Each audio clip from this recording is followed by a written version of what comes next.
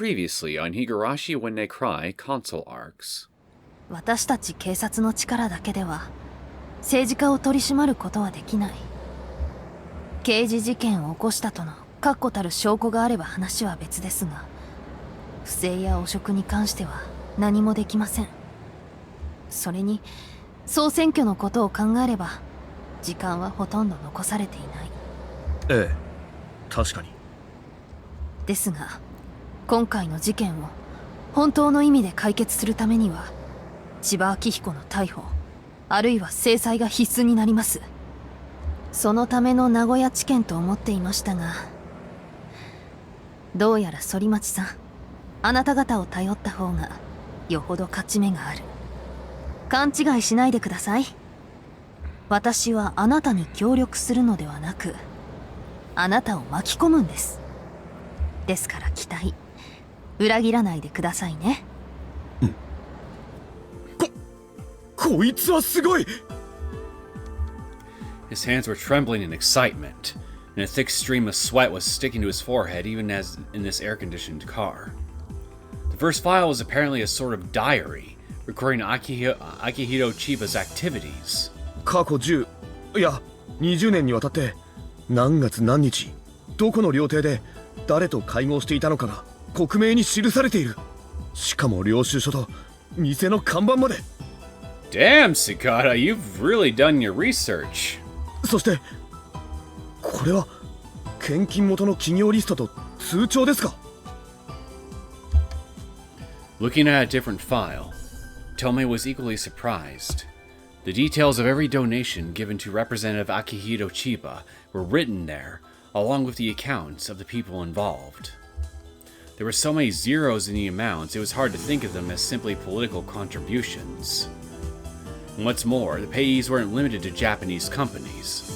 There were a significant number of foreign currency calculations, which suggested that a lot of these contributions came from foreign companies. こいつは痛っ。 Soromachi removed the contents from the thick envelope. And as soon as he saw what it was, he forgot he was in a car, tried to stand up, hit his head on the ceiling, and it fell back down. Careful there, the sheriff. But even as he grimaced in pain, he opened his eyes wide and began to let out a loud laugh right in front of Tomoe. どうしました？これ写真ですよ。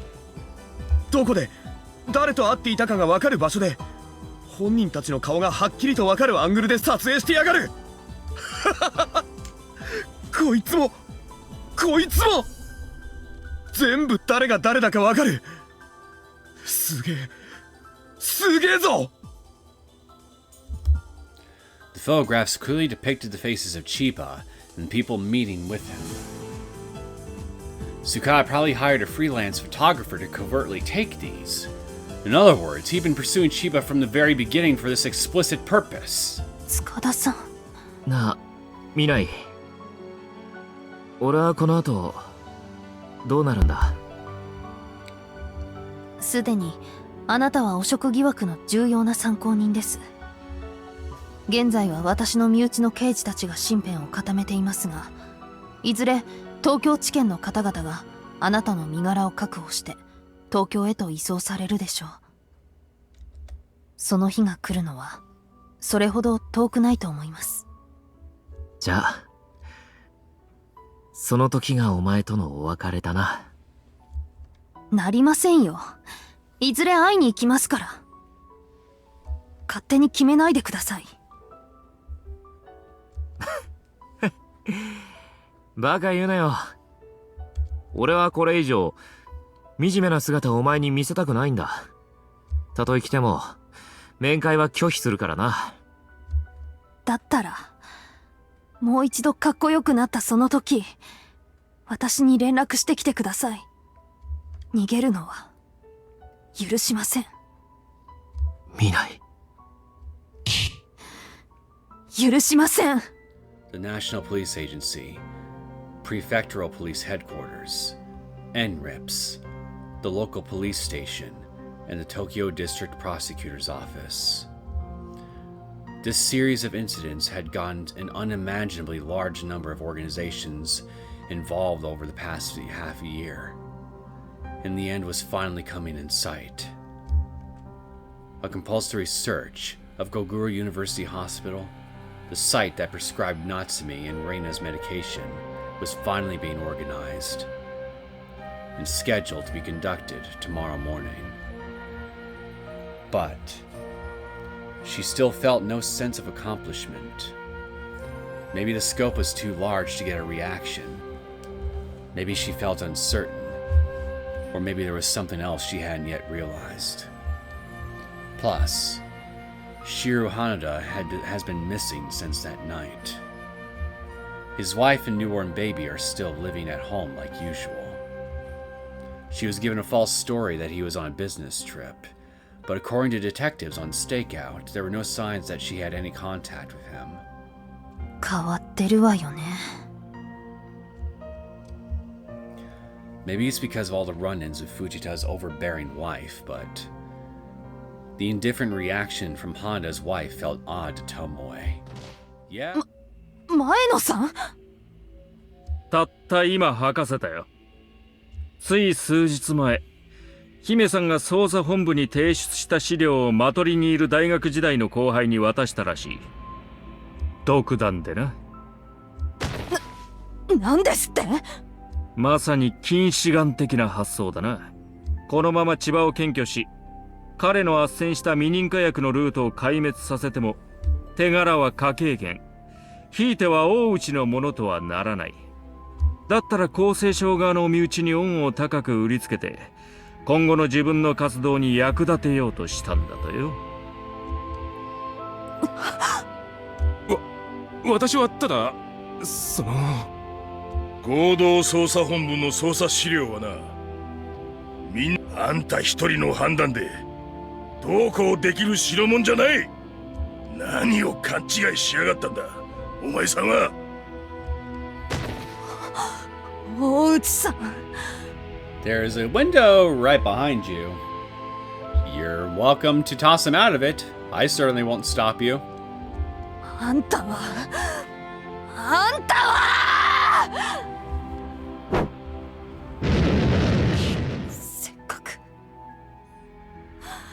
せっかくここまで来たのに悔しいです。 Yeah, that's frustrating doesn't even begin to describe this. 心配するな。俺もマトリには知り合いがいる。時間は少々かかるかもしれんが、ゴグラの資料は隠滅される前に何とか引き上げてやるさ。You fucking better, otherwise I will scream on behalf of Tomoe. でも病院への強制捜査は。そうだな。Mino was likely holding back regrets of his own. He lowered his eyes and bit his lip for a moment. It didn't matter whether they gathered evidence or not. The mere fact that Goguro was raided put intense pressure on Chiba and other members of AP. If that happened, it would lead to internal conflicts. Some people among them might consider withdrawing, which could trigger the entire organization to collapse. And yet, the actions of a single selfish person could have destroyed the work that so many people accomplished together. With that thought in mind, even Mino couldn't handle it. 何のための警察ですか？正義は国家や権力よりも劣るとでも言うんですか？言うなそれを。とりあえず手の怪我を治療してこい。血が出てるぞ。はい、失礼します。取引は今夜行われる。 Trade? Hear him say that out of the blue had Tomoe at a loss for words. The trade? Then, no way! 薬のですか？場所はすまんがよくわからない。だが毎年6月のこの週、それも水曜にローウェル社からの実験薬が国内に持ち込まれることになっている。新型プラシウムもその中に含まれていたはずだ。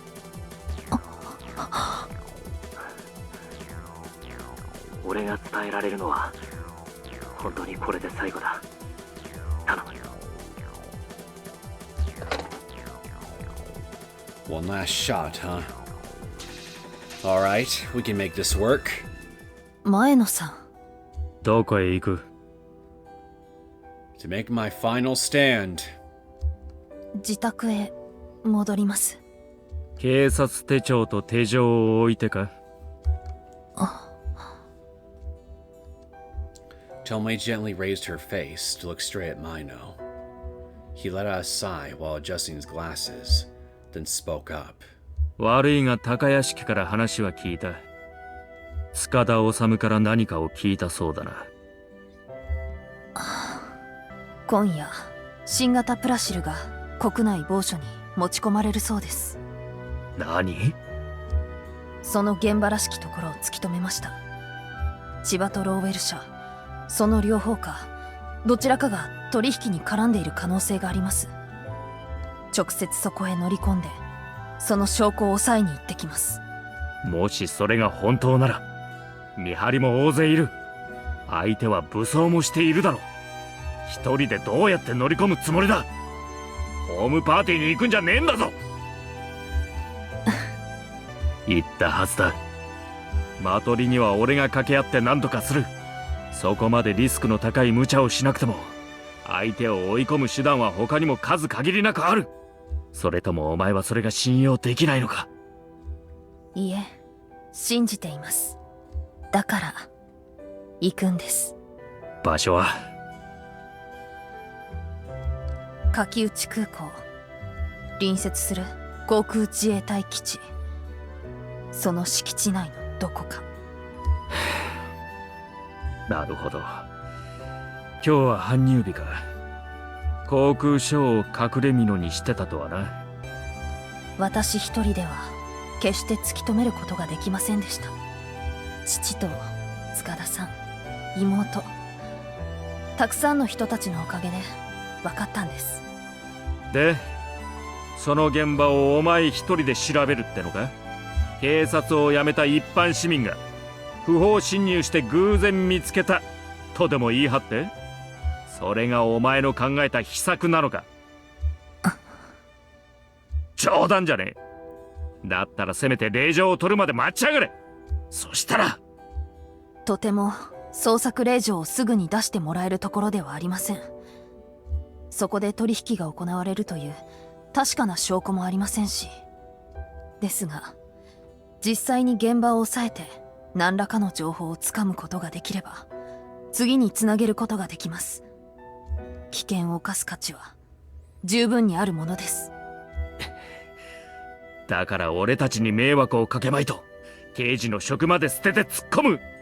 何を考えてんだお前。正気か？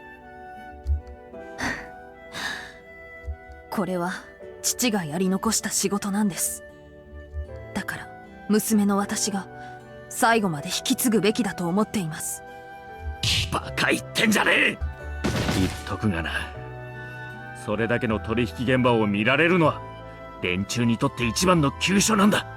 だからもし運よくその場を発見したとしてもそれを見た奴を決して生かしておかない。殺されに行くようなもんだぞ。はい。分かってて行くお前はバカか？それとも自殺願望か？死に方まで父親の真似をするっていうのか？死にに行くのではありません。私は私の証を示すために。一つだけ聞かせろ、未来。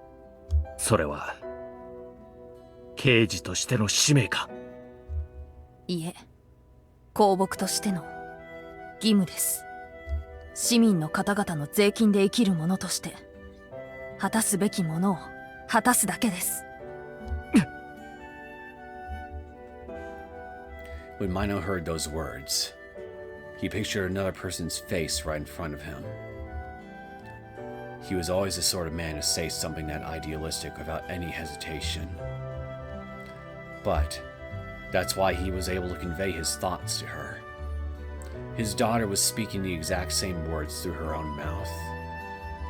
Their shared blood was unmistakable.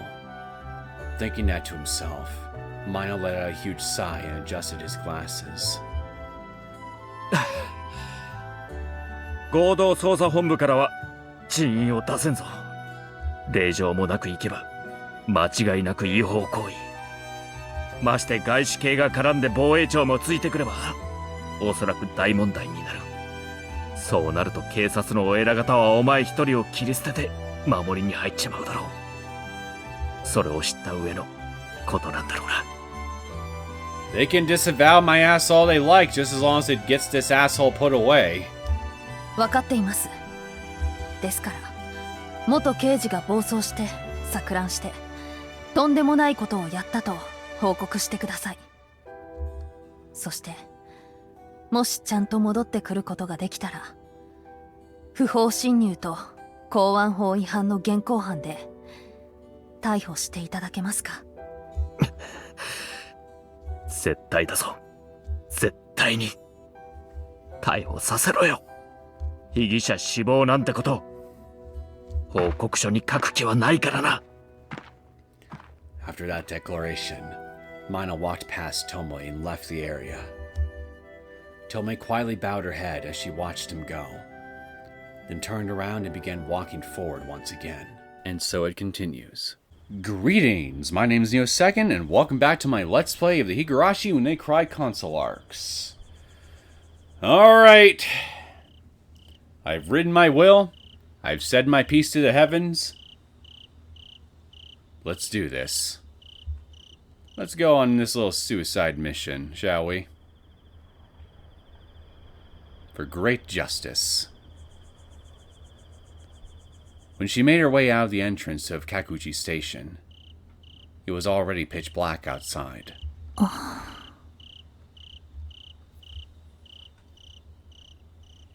Looking up at the night sky, the moon was brightly shining down on the earth.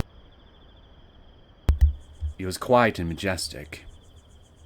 A nighttime view you could truly find beautiful from the bottom of your heart. Then, she tilted her head back down and looked ahead. A whole bunch of human-shaped shadows could be seen off in the darkness. Already being followed, am I? And when Tomoe finished descending the stairs in front of the entrance, dazzlingly bright headlights illuminated the premises of Kakuji Station all at once. そんな。 Blinded by the light for a moment, Tomoe held her hand up to block it while looking forward. And then she couldn't help but gasp. Standing there were Fujita and Takayashiki. And surely behind the two of them were Ando, Yamagami, Nakayama, and Shima. Every member of the First Division, young and old, stood there grinning. Please tell me you're coming with me. 藤田君、それに高屋敷さん。まどかさんから相談されましてね。未来さんがまた無茶なことをやりそうだって。Understatement, but correct. それで高屋敷から塚田治の話を聞いて、おそらくこうするだろうと。見事にビンゴですね。ああ、さすが未来次長の一の子分だぜ。After saying that, Takayashiki laughed and gave him a pat on the shoulder as Fujita proudly puffed out his chest. ご一緒させてください、未来さん。いえ、ボス。嫌だと言われてもついていきますけどね。俺だけは絶対に。ああ、この野郎。だからって一人だけ点数稼ぐなよな。Tomoe once again surveyed her surroundings. They all had refreshing, resolute smiles on their faces, and when she looked at them, they each nodded back at her. 未来次長。Eventually, the oldest among them, Ando, demonstrated their consensus by taking 2 steps forward and saluting Tomoe. On that signal, everyone else saluted Tomoe in unison. 刑事一課の全捜査員ボスにご同行いたします。どうかご命令を。 Hell yeah! We're all gonna die together! ご命令をボス。バカ言わないでよ。みんな何を考えているのよ。 Maybe you should be asking yourself that. Then you'll have your answer. Suddenly, Tomei shouted at everyone while trying to suppress the intense heat welling up inside her chest. Are they stupid? Do they have any idea where she's going right now? Do they truly understand something this ridiculous can mean jeopardizing their future? 分かってるの？これは命令違反。下手をすればじゃなくて本当にクビよ。みんな付き合えば明日から無職なのよ。 So, she said it. She couldn't help but speak up. みんなそれぞれ生活があるんでしょ。家のローンだって子供さんの学費だって年金も退職金も老後の準備だってなってからじゃ遅いのよ。再就職先だって簡単には見つからないし、警察官ほど恵まれた手当をもらえるところなんてそんなにあるわけがない。 Acting on emotion, without thinking deeply into things, never brings anything good. In fact, it can often result in worst-case scenarios. Ain't that the truth of our freaking generation? Of any generation, really. Still. そいつは困った。これから小遣いが減っちまうな。はあ、マイホームの夢がまた遠のきましたね。今のオンボロ校舎も悪くないんですが、まあいいか。何を言って。 Upon hearing such carefree indifference, Tomei's body began trembling in anger. No. Was it really anger? Even she was letting her emotions take control. And somehow, her voice had taken a hysterical tone. それにそうよ、外交問題にだってなるかもしれない。それでなくても不法な越権行為で懲戒免職だけじゃ済まない。犯罪者扱いされて裁判にだってかけられる。あなたたちの家族までその不幸に巻き込んで本当にいいの？いいわけないでしょ。見ないさ。そうでしょ藤田くん。あなただって奥さんになんて言われるか想像しなくてもわかるでしょ。今度は土下座なんかじゃ許してくれないわよ。あなた奥さんと別れたくないんじゃないの？ええ、もちろん。でもそれとこれとは話が別です。それに高屋敷さんも今度高屋敷さん結婚するんでしょ。安藤さん、お子さんの学費はどうするの？みんなもっと冷静になってよ。後でどんなに悔やんでも私には責任持てないんだから。そうなったらそうなった時です。田舎からも戻ってこいって言われてるし、おとなしく実家のレストランでも継ぎますよ。 I'm so proud of these people. Clearly my passion for great justice has rubbed off on all of them, and rubbed off pretty damn hard. 勉強なんてのは苦学してこそ身につくし、貴重に思えるもんだ。入っただけで満足するような極つぶしにやる金などないわ。ダメよみんな。一緒に来ないでよ。何もいいことない。一時の正義感で突っ走ってもろくなことなんてない。正義の味方が悪をやっつけるなんて、それこそテレビドラマだけの話なんだから。Yeah, well, guess what, princess? We're about to do just that.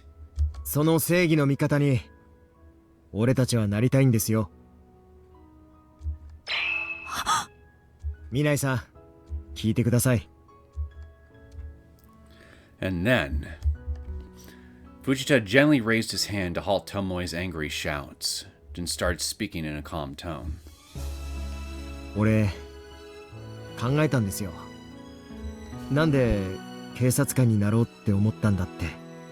安い給料で毎日危険と隣り合わせで女房にまで早く辞めろって怒鳴られているのに、なんで俺たちこの仕事を続けているんだろうって。ただ俺南井さんと違ってあんまし頭良くないですから、難しい言葉を並べる前にシンプルに考えたら思い出したんです。俺たちって正義の味方、ヒーローに憧れてこの仕事をやっているんだって。Everyone combining their knowledge and courage, and gallantly facing off against evildoers. That's how it was in the detective dramas Fujita saw when he was young. Sometimes they'd be hurt, and sometimes they'd run into trouble.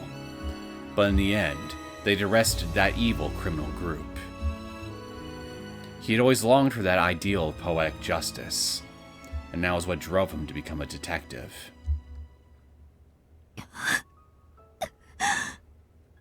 俺は父親や祖父に憧れてです。厳しくて手が早くて何度も泣かされてきましたが、曲がったことは絶対にしないし言わない人だった。そんなだから近所の人にも尊敬されていたし、俺もそうなりたいって。わしはどうだったかな。あんまり昔で忘れちまった。だが誰かに頼られて感謝されるってのはなかなかに甘美でな。引退した後も忘れられそうにないわい。Then, following the examples set by Fujita, Takeshiki, and Ando, the men lined up behind them chimed in with their own comments like, "Me too!" Or, "Now that you mention it," listing their dreams and future ambitions. How absurd. How ridiculous. If they said these things completely seriously, they might be laughed at for being childish or unrealistic. But even so, that's why, deep in their hearts, they always had a pillar that supported their most important values and their way of life.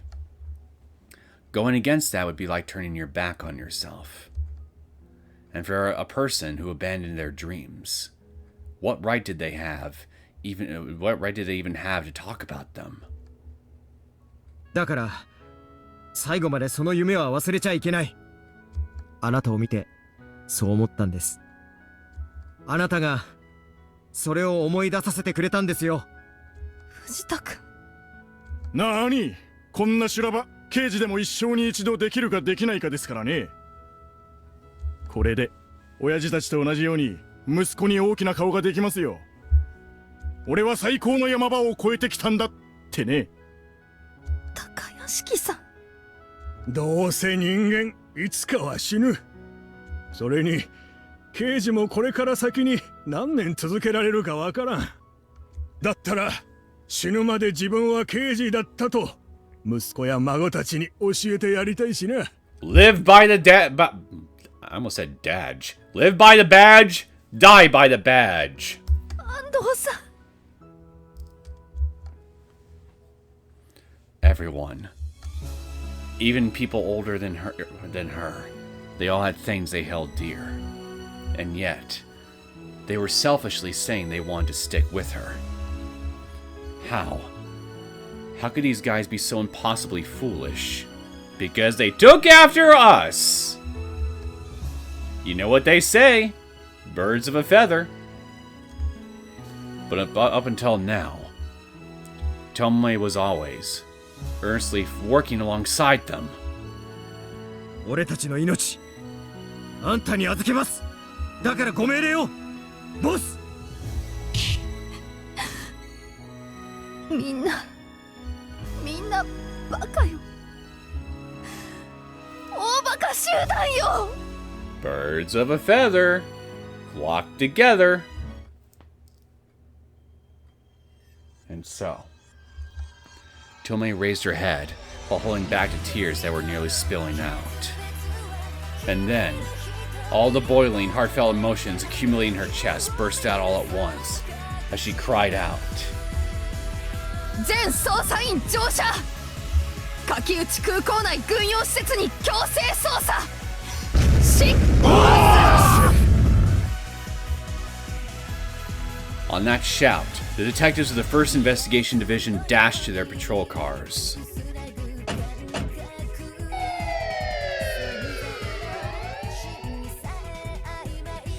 Their sirens began roaring out all at once, and the flashing lights dyed the entire area in bright red.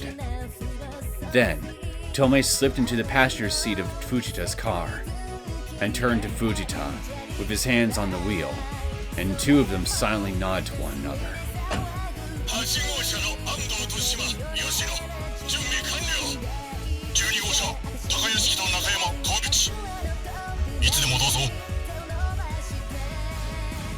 Reports from each car rapidly came in one after another through the police radio.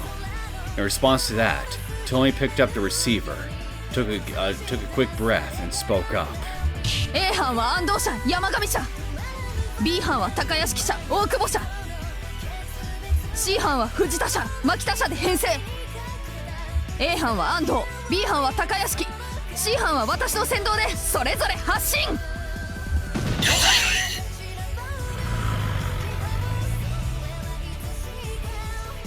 Then, Fujita quickly stepped down on the accelerator, and the car quickly pulled out of the parking space in front of Kakuchi Station. After that, a whole group of black and white cars began starting up one after another.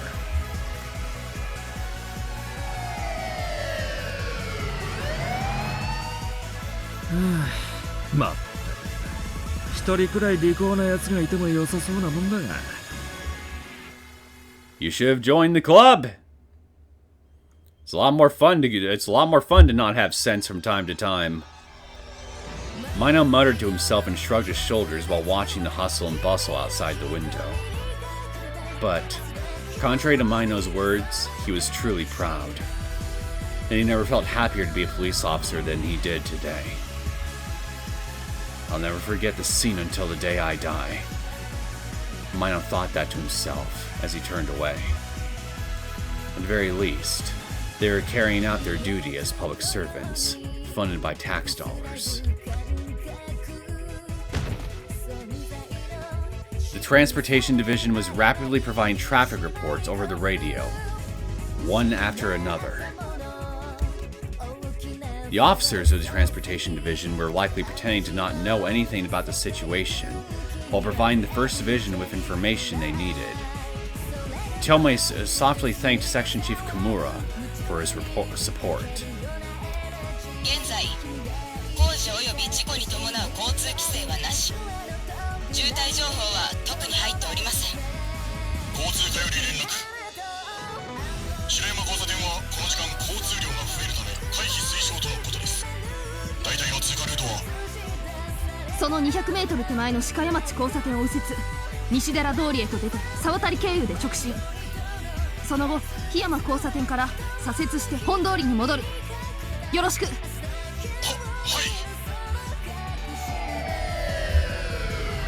Tomei's police convoy rushed through the city streets altogether, with the line hardly ever breaking formation.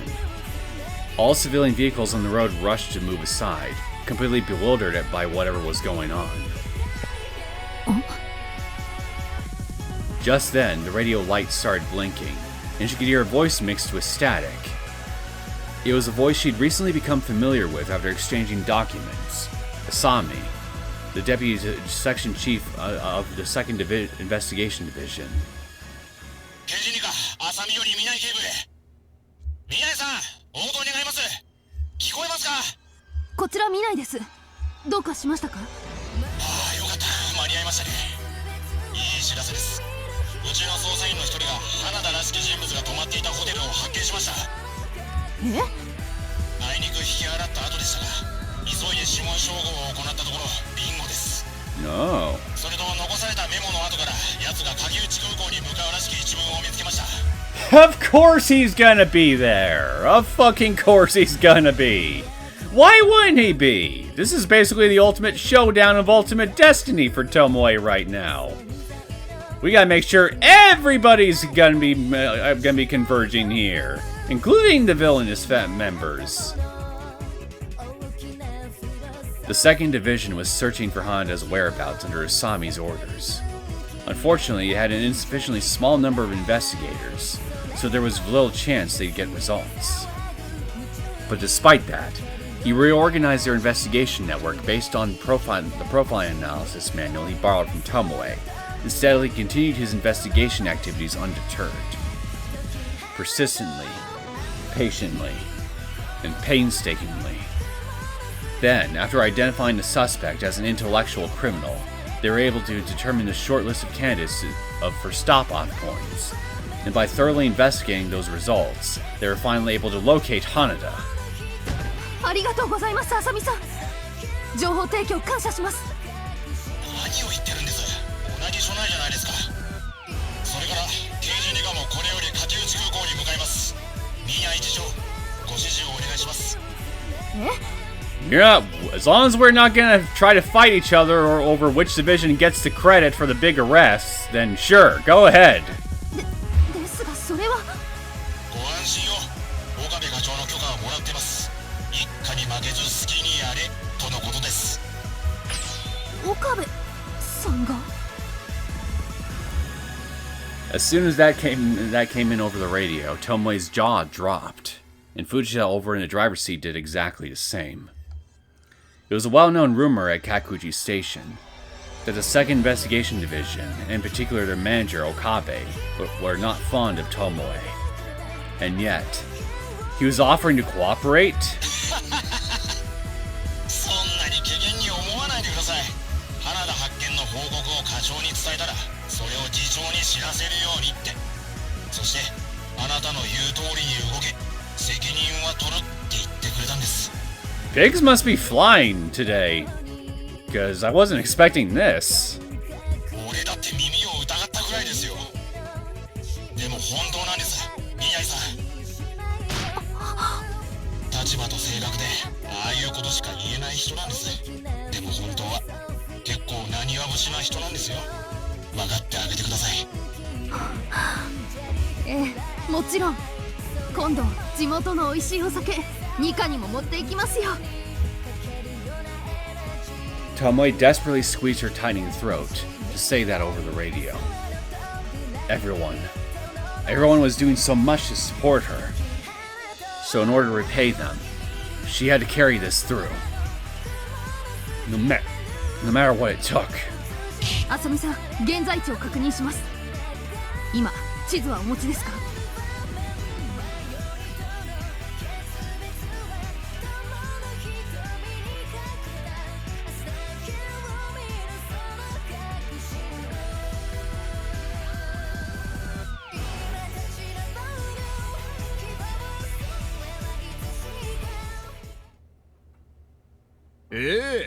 はい。積み荷は当初の連絡通り届いています。And you're gonna lose it. As the bearded man answered the caller on the other end of the line, he jerked his chin to signal the young man standing beside him. The man nodded in response, then ran off to pick up one of the cardboard boxes piled up in another corner of the warehouse. Then sliced a knife through the tightly wrapped packing tape. Getting tongue twisted. The tape was cleanly cut and peeled off. Then he pried open the lid. Inside were a large number of repulsively colorful capsules wrapped in silver packaging. He pulled one out and held it up to the bearded man. 薬の数はこれから確認しますが、恒例のことなのでまず問題ないでしょう。あとは予定通りうちで一旦預かった後、千葉先生の指定施設へと分配します。言うまでもないことだけど、ゴグラ関係の病院と診療所には当面配布をしないようにね。Well, look who it is. It's Nomura. それと窓口になっていた医師たちには口封じをさらに徹底しなさい。仲間が逮捕されたことで弱気になった奴が警察に垂れ込まないとも限らないから。そのあたりはご心配なく、手当とバックマージンの率を上げて納得させておきましたから。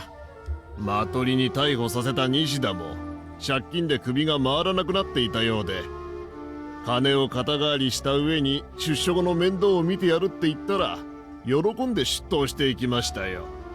それならいいけど、当分は慎重を心がけて。秘書さんは心配性ですな。The bearded man let out a bold laugh as he said that. Even so, he was quite surprised when hundreds of millions were transferred from campaign funds in a single day to pay people for their silence. Even using campaign funds for bribery. Scandalous. From what he'd heard before, this woman he knew only by the tile secretary was acting as Chiba's treasurer. But after all, this was a politician who served as a minister, so the amount of money behind him was vast. それでどうなの？今回の主役は。そうですね。今回の改良版プラシルは前回の臨床データをもとに問題点とされた酩酊状態への沈下を和らげたものと書いてあります。まあ実際に試してみないと分かりませんが、ただ前回のバージョンでもそれなりの安定度を示したデータを弾き出していました。うまくいけば今度こそ入江機関の作り出した C130 に匹敵する精神安定剤になると思いますよ。口では何とでも言えるわね。未だに入江機関の研究成果には大きく水をあけられ、何が世界的な製薬企業だって先生はご機嫌斜めだけど。これは手厳しい。その見返りはちゃんと今度のお布施金につぎ込んでおきますよ。The man laughed as he said that, then hung up the phone. Then he let out an exhausted sigh and spat on the floor to vent his displeasure. 千葉先生のおもりも大変ですね、山城さん。Ah, so you must be the young man. Hey, Hanada? この程度なんてこともないさ。今でこそ東海地区の医療機関がせいぜいだが、いずれ正式に認可薬ともなれば全国の病院がこぞって求めるようになる。そうすればプラシルの卸売は俺の会社が独占だ。これが全て金の卵になると思えば政治家に頭を下げるくらい。ま、そのためにモルモットにされている患者はたまったもんじゃありませんが。A man in his sunglasses. Shiro Hanada shrugged his shoulders and laughed while handing an attaché case to the bearded man called Yamashiro. In fact, the patients taking this medication were content and completely oblivious to the fact that they were being prescribed a dangerous drug. They trust what the doctors are telling them and continue taking the medicine so that doctors can study the efficacy and side effects without knowing anything of the danger. As a result, there were cases where the drugs didn't sit well with the patient and actually made their condition worse. But that information was strictly sealed away, buried in the dark, never to be revealed. 俺の会社も今はまだ非合法の現金問屋だが、いずれは外資系製剤の輸出入を手掛ける販売会社として大手を振って表舞台に立ちたいしな。そのためなら多少の綱渡りは覚悟の上だ。ご立派です。その暁には千葉先生もきっと山城さんをご支援してくださると思いますよ。As Hanada said that, deep down, he gagged. If the new version of Placel is finalized, Chiba would probably set up another pharmaceutical company to be the contact point for Lowell Inc. It wasn't clear yet if Yamashiro's company would be absorbed into some other organization or completely cut off. But either way, the probability of those dreams coming to fruition was close to zero. Den of backstabbing snakes, the whole lot of you. 零細な商店主上がりの悲しさだな。ちょっと名のある政治家と会合しただけで目をかけられたと舞い上がる。Still, Yamashiro had a reputation for being able to procure drugs cheaper than anyone else by buying up surplus inventory through backdoor sales, and he also had connections to many medical institutions. So he was the most suitable person to sell these illegal drugs through. それよりも、お前さんこれからどうするつもりだ？この戻りの便に乗って国外へ出ると聞いたが。ま、ほとぼりが冷めるまではゆっくり骨休めしておとなしくしていますよ。これだけの金があれば向こうの国なら存分に豪遊しても十分事足りますからね。Hana pointed to the duffel bag laying by his feet as he said that. It was packed full of dollar bills. Banks and other financial institutions could freeze his assets, so he thought it was most prudent to request his payment in the most widely accepted form of foreign cash. 今度の総選挙で与党が勝てば、次は奥野先生が首相。そして千葉先生の順番だ。そうなれば当局も俺には手を出せなくなるでしょう。いや、出したくても出せないってのが正解かな。お前さん、千葉先生に口封じで消されるってことは心配しないのか？俺だったらお前みたいな危険情報の塊放ってはおかないけどな。もしも先生が裏切れば、俺の持っている秘密文書などがとあるルートを通じてマスコミに公開されることになっていますからね。Like I said, a den of backstabbing snakes, the whole lot of these people. There's not a single shred of honor among them. やってみたければどうぞお好きにってやつです。Yamashiro suppressed his discomfort that his threatening remark was brushed aside so lightly. Honestly, this man had a personality he could never get along with, and he was sure Hana didn't like him either. しかしまあ、刑事が政治家のスパイを務める時代とはね、世も末とはよく言ったものだ。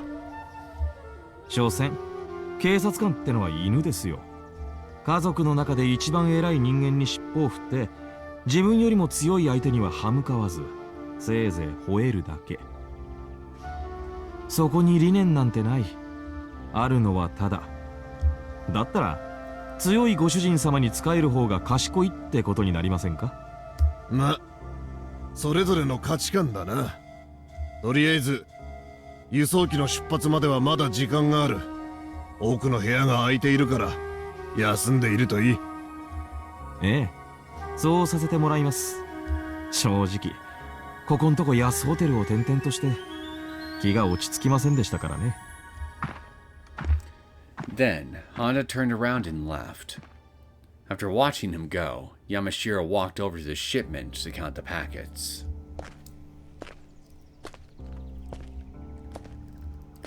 In the end, justice is an illusion. Anyone who believes in it is an idiot. I've always hated seeing anyone like that. Do I regret becoming a detective? Either way, I have no intention of turning back. Next time, I swear I'll...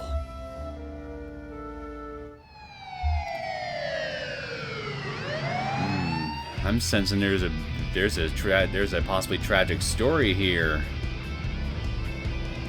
On Tomoe's order, the police vehicles split off into two separate groups as their sirens blared out. Then, Car 11 with Fujita and Tomoe, as well as Car 10 driven by young Makita, followed the highway toward the west side of the airport. 8号車と9号車、このまま大通りを抜けて県道56号線を東へ。12号車と13号車は次の交差点を右折して菅谷町の道路を直進し、空港南側へ向かって。8号車了解。12号車分かりました。There were multiple routes in and out of Kakuchi Airport, so coming in from a single direction risked leaving another exit open.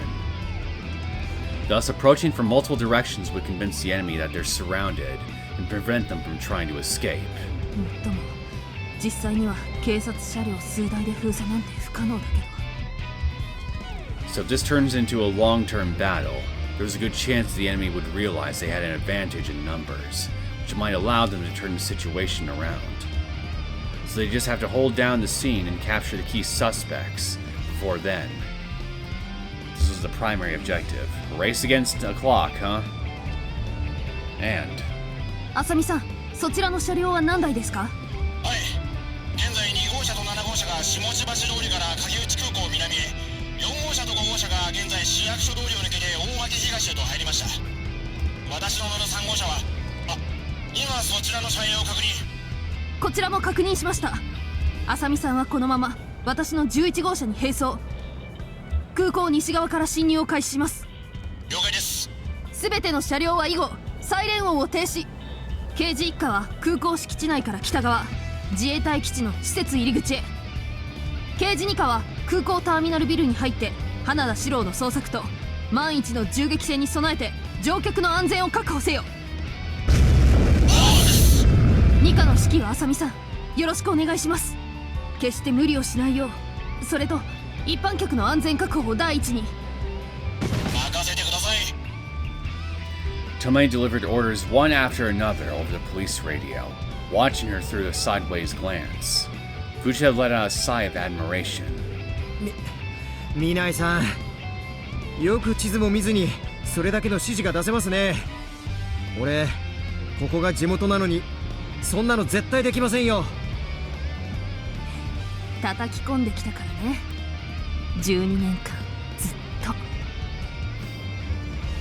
Yeah, that'd be an awful a lot of time to be able to memorize all the roads around town. Tomei grinned and shrugged her shoulders. She had personally walked around this airport in her spare time and carefully studied the map many times since her father's death, always believing there was some clue hidden in the message her father left behind. So, when it came to which routes to take to reach the airport and the fastest way to travel around them, Tomei more than had it covered. Plus, as long as the criminals stayed on the airport grounds or headed to the adjacent SDF base, Tomei had already imagined how any such scenario would play out during her free time. Although she never actually expected those thought exercises to come in handy someday. ただ、こちらで銃を携行している捜査員はゼロ。対して敵方はほとんどが武装しているはず。You didn't have the sense to bring guns with you?数が揃っても不利な状況には変わりないわね。ええ、おそらく。Since they can't use firearms, they had no choice but to directly approach the enemies and capture them. And doing so put the investigators at considerable risk. Yeah, that's a bit of an understatement! So they should have a suicide corps sneak in once they arrive and prioritize holding down the scene. Then, maybe they could manage to arrest some of them as they try to flee through a hole in the escape route. 藤田君、防弾チョッキは積んである？ええ、もちろん。他の連中も準備は万端です。あなたはダメだと言ってもついてくるのよね。当然です。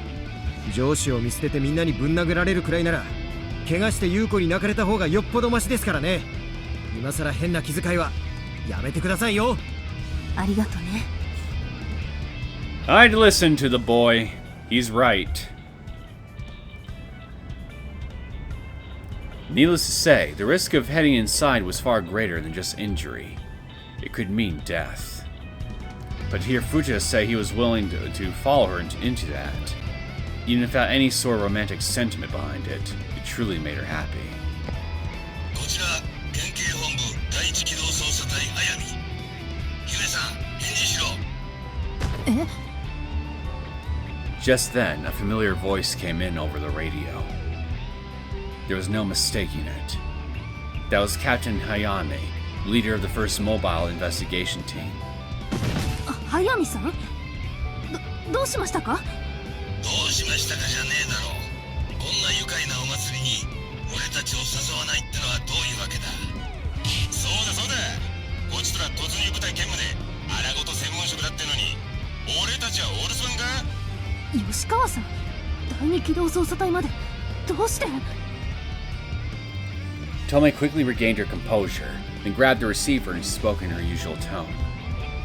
Hayami and Yoshikawa were the leaders of the two respective mobile investigation teams at Prefectural HQ, responsible for preliminary investigations and also for organizing raids against armed criminal groups. In a sense, they were a specialized unit of gunmen intended for investigating organized crime. So why were they here? To bring the guns and the firepower that we didn't have the sense to bring ourselves, of course. And give us more bodies to use. 堂島さんから話を聞いた。参加チケット当日券が売り切れたわけじゃないんだろう。だったら俺たちにも少し分けてくれよ。なんなら立ち見でもいいんだぜ。勝手に前に押し入ってワイワイやるだけだからさ。ちょっと待ってください。It was very encouraging, but more than that, it was so unexpected that Tomei was confused and at a loss for words. Hayami said that he heard it from Dojima. Since he's in charge of Joint Investigation HQ, he may have heard something from Mino, and he probably figured we'd be up against a large number of armed foes.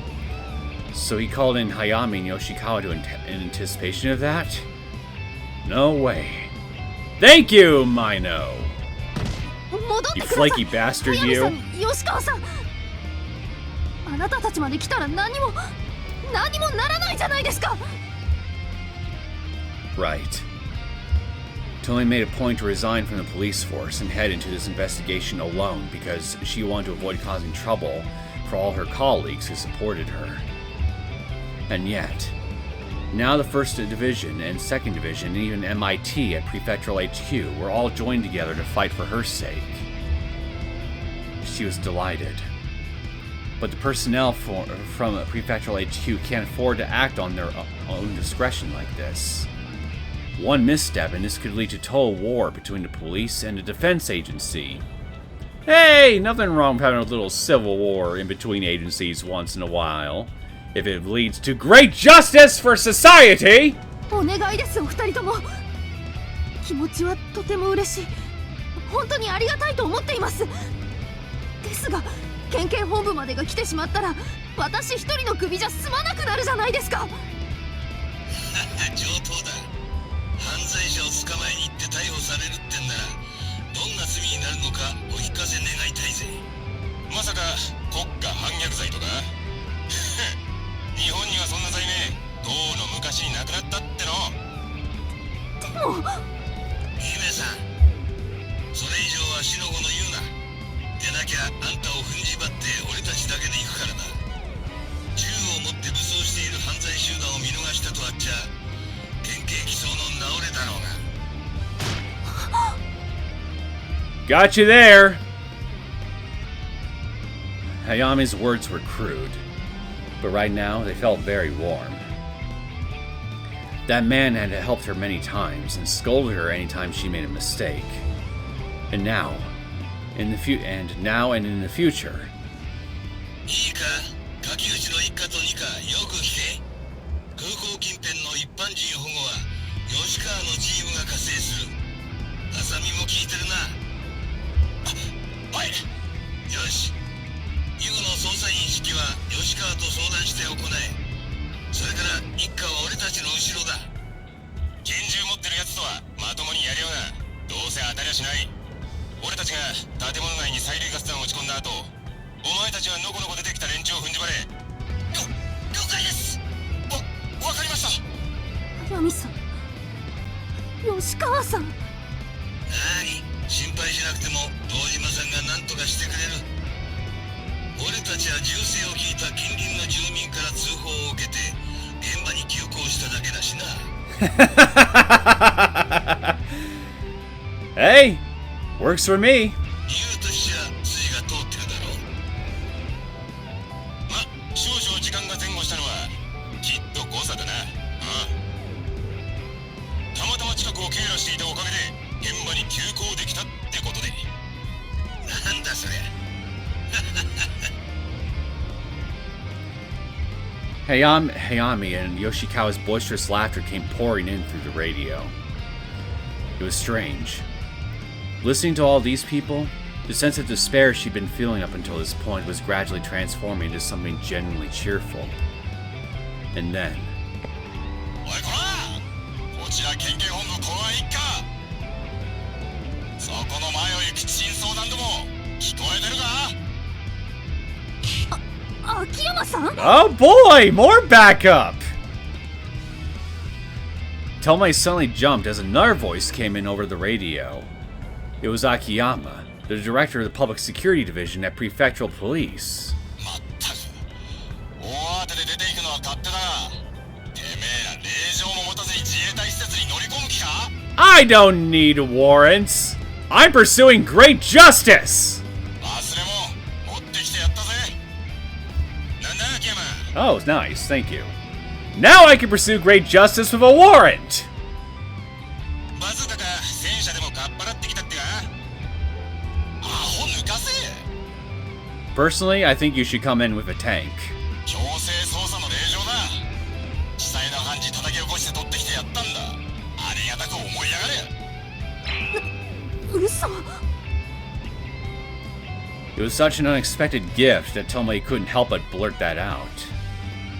Based on her past experience dealing with government agencies, getting a warrant to enter a defense agency facility was by far the most time-consuming to obtain. And yet, they got one issued on the same day? That's absolutely completely impossible. Yeah, I'll say. What'd you do? Blackmail the judge?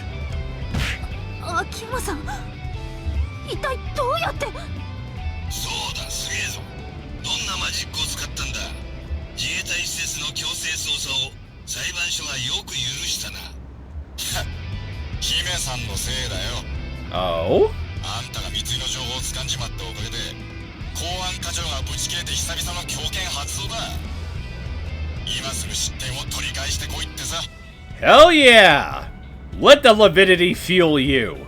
Let the anger flow through you! Leaking or smuggling information to countries is contrary to national interest. So strictly speaking, it was the sort of thing public security had to nip in the bud as soon as possible. And the fact that it involved a precinct detective meant that public security detectives had their dignity on the line. So, Akiyama and his colleagues were dispatched in order to assist in the search. すみません、秋山さん。私のせいで。ああ、そうだ、あんたのせいだ。だから今度、あの地酒を公安にも持ってこいよ。あれはいい酒だ。You guys are gonna bankrupt me at this rate. I don't know if I'll have enough sake to go around. もちろん、来そうにもな。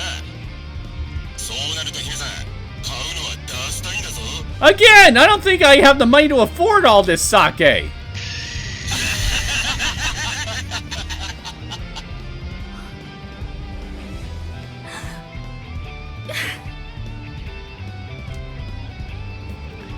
Despite all the lively laughter, Tomei was biting her lip and fighting to suppress the heat forming in the corner of her eyes. All of this. These veteran detectives were doing so much to support her even after she tried to run off and act alone. But she was not alone. And justice was not a selfish act. It's a great act! そんじゃ、メンツも揃ったところで殴り込みだ。全員、準備と覚悟はいいか？姫さん、俺たちはそれほど空港敷地内に詳しくない。あんたが配置の指示を出してくれ。Okay, I'll be the brains behind this well-organized outfit I've just suddenly been gifted with. できるな。はい。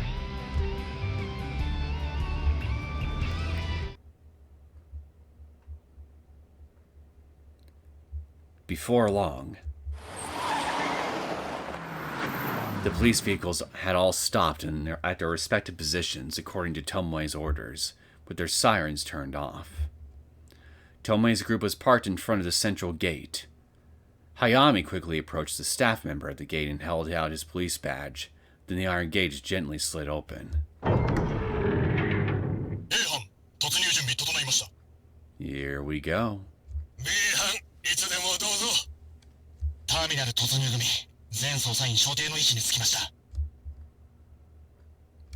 After Asami's report, the radio went quiet, and the surrounding area was silent.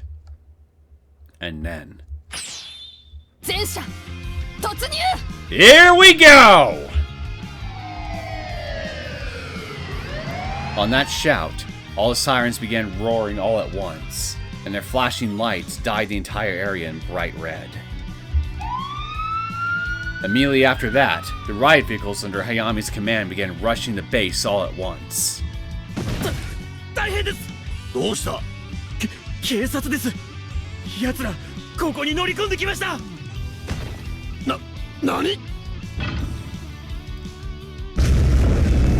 Just as Yamashiro was surprised by the guardsmen rushing in with urgent news, that same moment a sound roared out like a bomb exploding.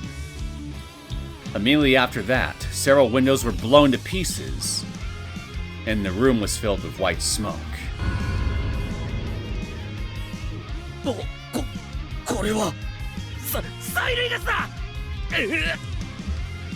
The pungent odor sent severe pain running through his nose, and tears began overflowing from his eyes non-stop. Everyone working inside had that same exact reaction, and many of them couldn't resist the urge to get out, so they rushed to the door and opened it.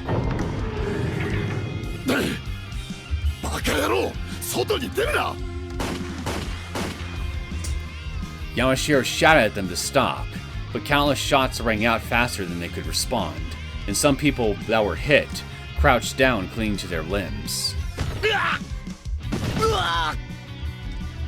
The people who had been shot were writhing about in agony, but apparently nobody among them was mortally wounded.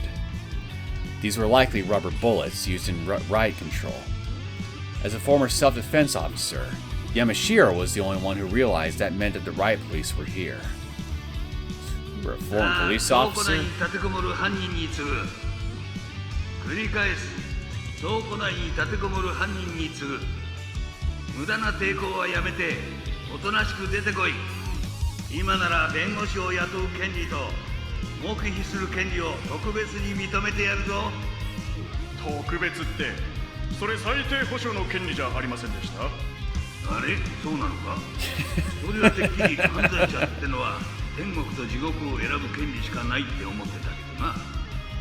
Oh, I like those choices.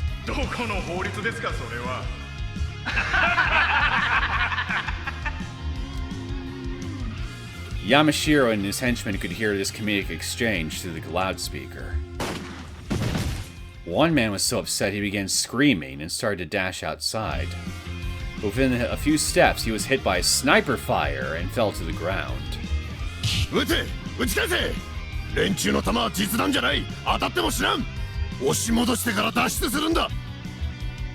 Yamashiro screamed hard, trying to inspire his men. But these weren't battle-hardened Yakuza with experience in gunfights. They were just small-time thugs. They had no chance of success, and couldn't even put up a fight. It was impossible.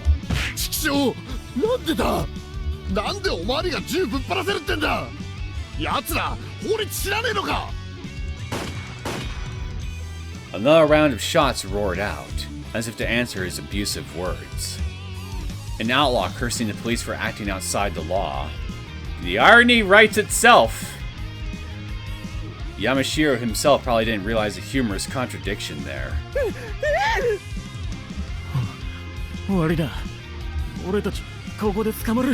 Oh yeah! And you're gonna be best butt buddies with the Chads and the Tyrones that are gonna be sitting with you in the cells.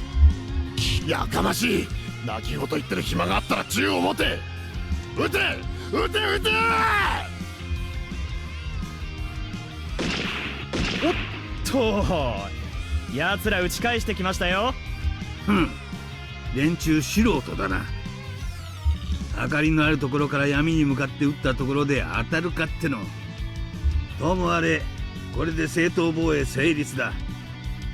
制圧レベルを AA に昇格。建物内の連中にも隙があれば狙撃を行え。了解しました。しかし速水さんも悪人ですね。Hey, takes two to tango. We're all a bunch of scoundrels here as far as I'm concerned. 威嚇の空砲と同時にパチンコで相手を撃ち抜かせるなんて、あれで連中かなり動揺したと思いますよ。パチンコじゃねえよ。スリングショットと言えっての。It was a device with a rubber band stretched across a Y-shaped rod, just like kids played with to launch stones. But this device had specialized rubber and was shaped to maximize range, so it would have enough power to take down human foes. It was originally sold in another country as a hunting weapon, but Hayami noticed it during overseas training and brought up a large quantity of them to be deployed to his men as an alternative to guns. We're literally just slingshotting the bad guys. That's just funny. しかしよくこんな武器見つけてきましたね。最初はみんなおもちゃ扱いでバカにしてましたけど、大した威力です。ああ、お前たちも辛抱してよく付き合ってくれたよ。おかげでこうして実戦の役に立っている。Even as they chatted, one of the armed criminals in the warehouse moaned and collapsed on the spot after receiving a lead projectile to the face. Ooh! You're definitely gonna be feeling that tomorrow. The enemies immediately began focusing their gunfire toward the source of the gunshot wound, but the officers anticipated that and slipped behind the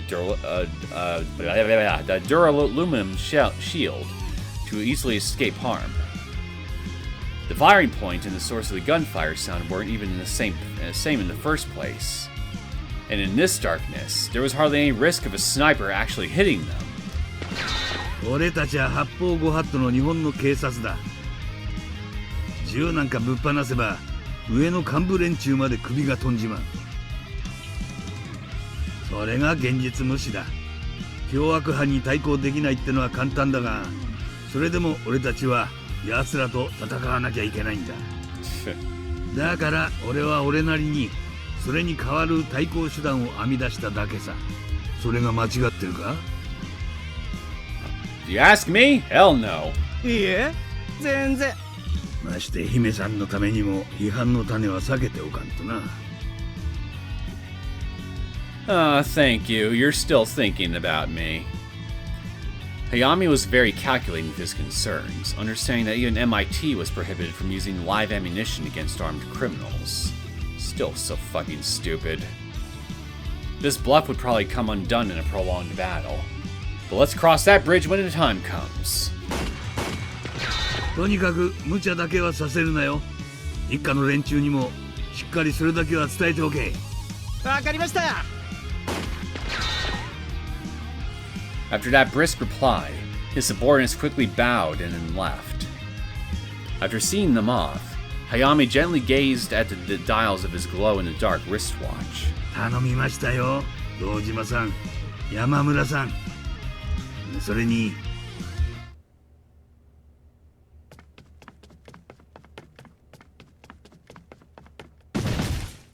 所長はいるか？ When Deputy Chief Hada headed into the chief's office with Okabe, he found Yamamura and Dojima already in the room, sitting across from each other and playing a game of shogi. おうって。ん？これはさてどう受けるかな。もう何をやっているんだ君たちは。 Shogi, my boy! They're playing shogi! 何って見てわかりませんかね。 He glared at Yamamura, with his fangs exposed and a look clearly saying, "That's not what I'm asking." What a stubborn old man. Plus, he couldn't be cajoled because he wasn't one to be swayed by money or emotions.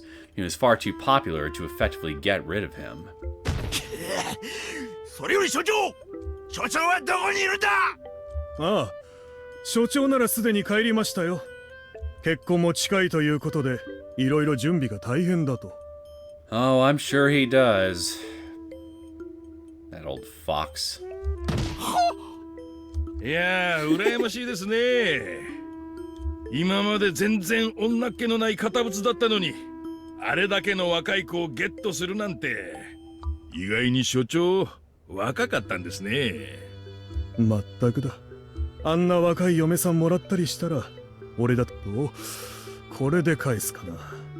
おお、ならば私はふざけるな! Unable to endure it any longer, Hana screamed and slammed the handkerchief he was holding down on the shogi board. Countless pieces scattered across the floor, but Yamamura and Dojima didn't look particularly surprised. In fact, they calmly turned to face Hada, whose was looking rather flustered. Whose face? Did you forget to put the word face in here?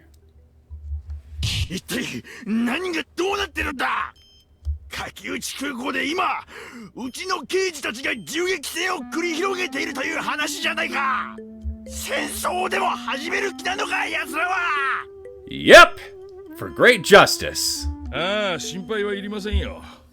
うちの速水と吉川をサポートにつけていますから、万が一にも打ち負けることはありません。なんならついでに、うちの捜査一課の連中も呼びましょうか。バカを言うな！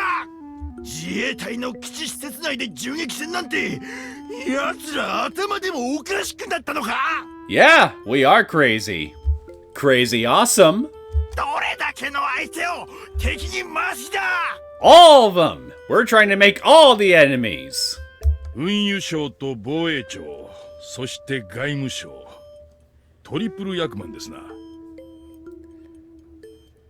いや、厚生省も入ると、クワドラプルでしたっけ？分かってて、君たちはなんで止めない？これは責任問題だぞ！ As Hana continued shouting more and more, Yamamura and Dojima looked at one another for a moment, then sighed and turned away from Hana to pick up the scattered shogi pieces. It was abundantly clear why HR back at headquarters decided against promoting Hada to chief of Kakuji Station when the opportunity came up. This man was focused first and foremost on preserving his own position. If he was in a position of responsibility and first heard about this uproar, finding out what the investigation was all about should have been his top priority. 少々気の毒だと思ってみたが、どうやらその必要もなさそうだな。With that in mind, Dojima gave Yamamura a signal. Probably picking up on his intentions, Yamamura shook his head and shrugged his shoulders. とにかく部下の不祥事の責任、君たちはどう考えているんだ？ Why not you? Since you seem so bothered by this, why don't you be a good boy and throw a little charity our way? Take responsibility for my actions. 何人かの首を切っただけでは済まんのだぞ。 You're right. It can't be downplayed by firing a few people. It can be severely downplayed by firing just one person. それこそ所長自ら。ああ、責任ならほらそこに。よく見てください。Hara's eyes opened wide as soon as he saw what Yamamura was pointing at. It was 2 official notices of resignation. From Yamamura and Yamoki.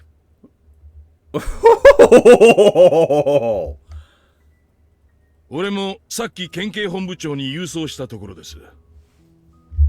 さて、もう一勝負いきますか。君たちはなぜ、どうしてそこまで奴らに肩入れする？ It's about doing the right thing, you little swine, you. Maybe if you didn't care about your job so much, you'd understand. なぜ？ま、この状況下でそう言ってるあんたに何を言ってもわからないでしょう。そう。あんたには絶対わからないことです。Upon witnessing that quiet but dignified strength up close, Hawkeye couldn't help but swallow his spit. The weaker the dog, the louder their bark. Hada was certainly older than Dojima, but the man who greeted him as the section chief of an investigation division at prefectural police when Hada was first promoted to deputy chief was an entirely different order than him. No, they were completely incomparable. Hada always expected people to listen to him because of his title and seniority, so the two of them could never see eye to eye. 話にならん岡部君刑事二課の連中を呼び戻して奴らを止めさせろどうした早くしたも Without any hesitation, Okabe had been silent since they entered the room, but he crossed in front of Hada, and took a letter out of his pocket and gently placed it beside the other two letters of resignation. And right on the cover of the page was the word resignation, written in meticulous calligraphy. Okabe! 君までなんだ私はあの小娘が嫌いでした。あの行動力とあの頭の回転の速さ、そして呆れるほどにしぶとい根性。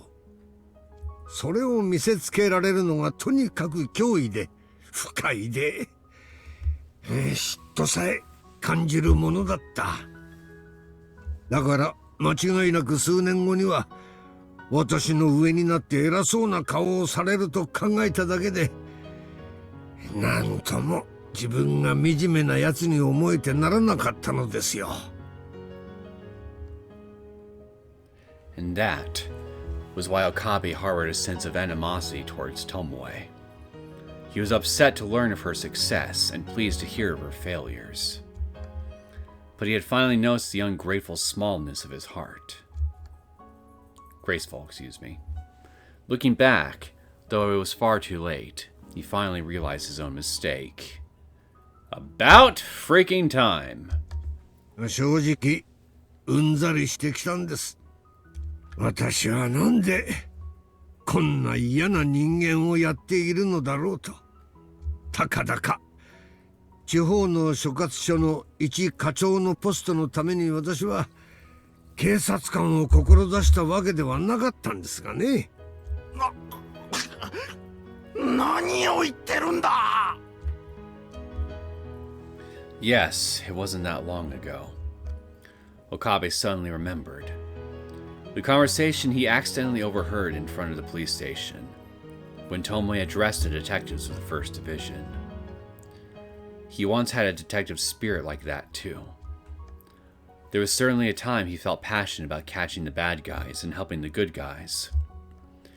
And he noticed that Asame and the other folks in the 2nd Division had really come alive recently and regained their hearts. これであの子には貸しが一つだ。彼女はどんなに偉くなっても、今日のことで私には頭が上がらなくなるでしょう。私としてはそれで十分満足なんですよ。All the sake I'll have to end up buying at the end of this. My poor wallet. Oh, whoops, forgot to read that.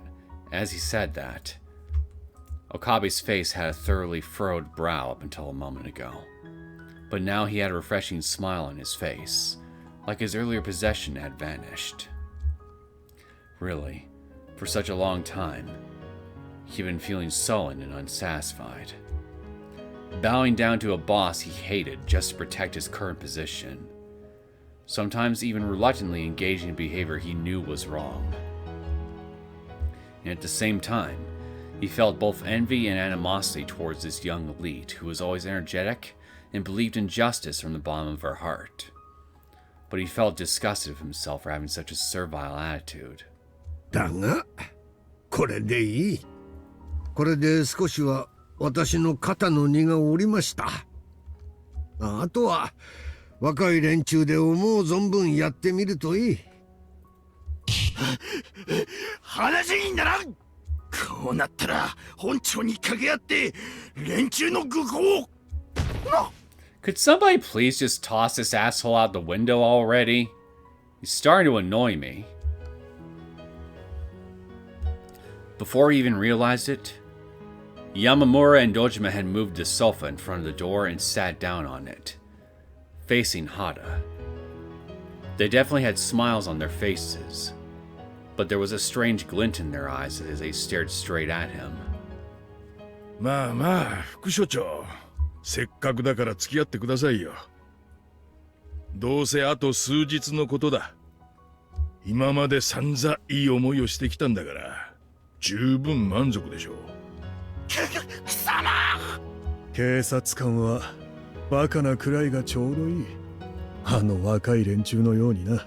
Amen to that.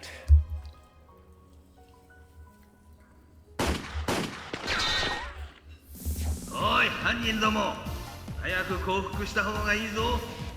さもないと次はその建物に門剣をぶち込むぞ。 Oh boy, the wrecking ball! うわ、本格的っすね。倉庫ごとぶっ壊す気ですか？いやいや、後片付けが面倒だからさ。それよりポンプ車呼びつけて放水してやろうぜ。 Oh, come on! I want the wrecking ball! 今晩は冷えるそうだし、連中のカッカした頭も程よい感じになるんじゃないか。ああ、だったら化学消防車にしましょうよ。派手に石鹸水ぶちまけてやりゃ、あの汚い顔も綺麗になると思いますよ。 You know, that's actually a good point. Having a squeaky clean face is a must.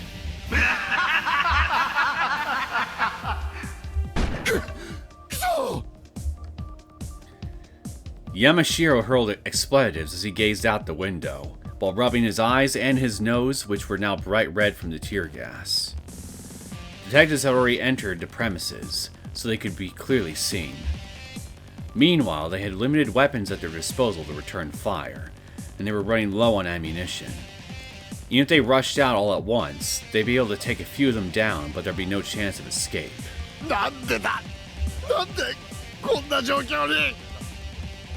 He clung to his head and clenched his teeth so tight they were about to shatter. It wasn't supposed to be like this. That secretary told him there was nothing to worry about, because this deal was backed by a senator. And a raid should have been impossible because the deal was happening on SDF grounds. That's why a man as risk-averse as Yamashiro was willing to take this job.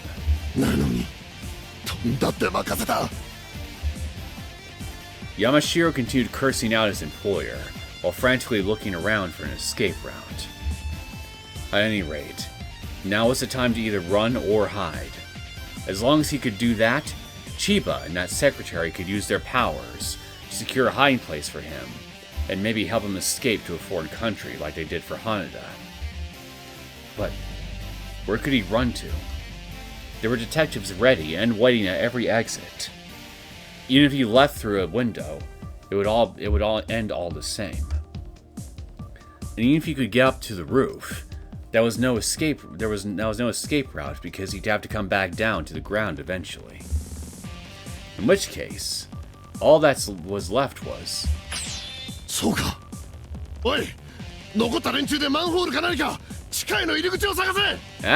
gonna go flee into the sewers like the little sewer rats that you are, huh?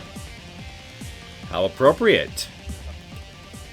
Upon hearing that order, the grunts who were feeling desperate and defeated suddenly gained a little light in their eyes. He heard that Kakuchi Airport had an elaborate drainage system, since the facility performs double duty as an SDF base. By going through the sewers, they might be able to escape the facility without being noticed by the surrounding investigators.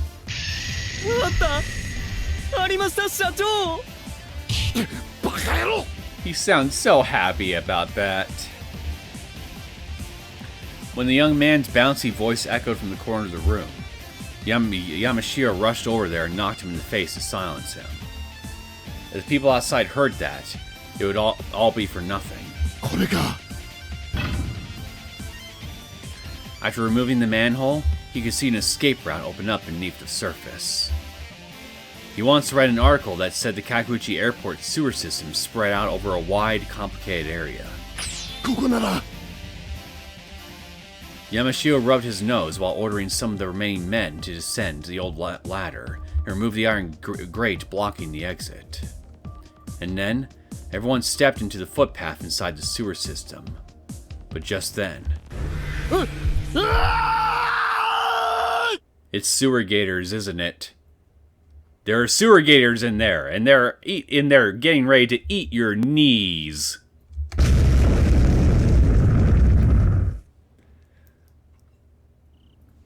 第3班から報告。確保完了とのこと。気を抜くなよ。まだ別のルートから逃げ出した奴がいるかもしれん。第1班と第2班からの連絡は？第1班より裏口から侵入の際に隊員1名が格闘の末に負傷。命には別状なし。部屋の隅でガスから逃れていた3名を確保したとのことです。正面から突入した第2班は犯人グループと遭遇なし。代わりにカプセル薬の入った段ボール箱を大量に押収したそうです。そうか。Must be the Placille. Hayami lit a cigarette and took a breath. They had to rush to take measures according to Tomoe's advice, but it seems they managed to get it done. If they hadn't noticed it and taken precautions in advance, the criminals might have been able to not just escape out the back, but potentially do some unexpected damage too. He couldn't help but break out in a cold sweat just imagining it. しかし、まさか地下の下水道を使った逃走ルートに気づくとは。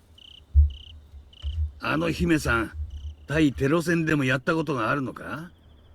なんでも地下に逃げ道を作っているって家の話を少し前に聞いて、それでふと思ったって言ってました。大したものです。いっそ広報室をクビになったら、うちの機捜の顧問にでもして講義でもやってもらえますか？アホ。あの子はもっと上に行かなきゃいけねえんだ。こんな地方で足踏みさせて能力腐らせてたまるかっての。ですね。なるべくなら無傷で戻してやりたいものです。Hearing his subordinate talking over the radio, Hayami responded, "Yeah." The police force is also part of the political landscape. You have to bend yourself a certain way in order to rise in the ranks, and avoid sticking your neck out in dangerous situations that could tarnish your reputation.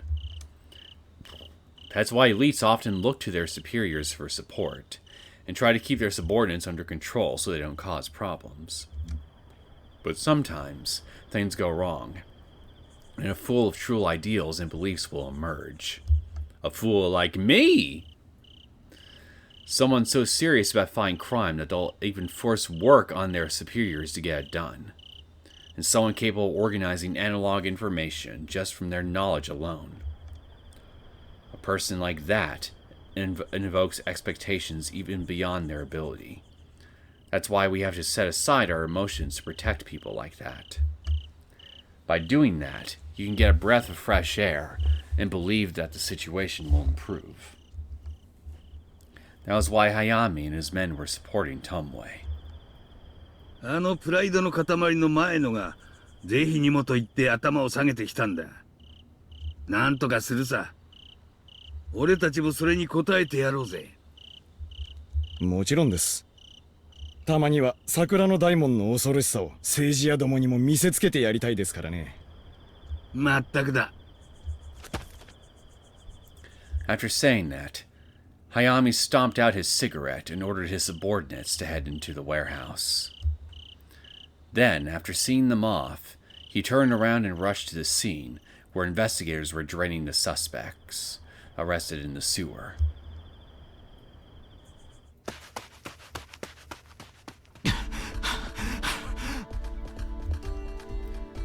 Drenched in mud and sweat, Hana ran down the runway in the direction of the transport aircraft,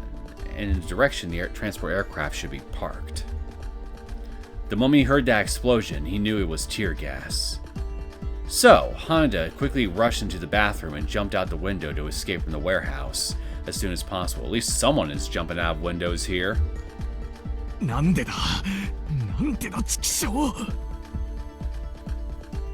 Based on all the information he gathered, and all the time he spent inside the police station, he was sure he had a handle on their habits and thought processes. So he was secretly relieved because he was certain that they'd never be able to overcome the friction necessary to enter an SDF base.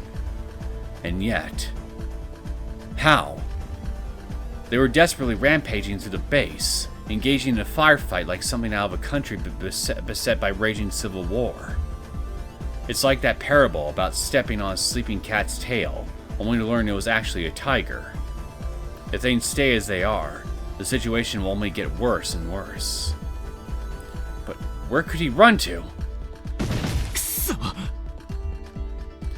The investigators were going in boldly, so they almost certainly had staff inside the terminal building too. Nothing good would come from heading there. That being said, this was an airfield, so the surrounding area had high visibility and not a lot of places to hide. And if he was arrested, it would be all over. Just the charges that were made public would be enough to land him a heavy sentence. But if things went particularly poorly, he could be facing the death penalty. That moment, Honda caught a glimpse of the warehouse where the transport plane was being refueled. Fortunately, the plane was scheduled to depart soon, so the engine should still be warm. If that's the case, then... You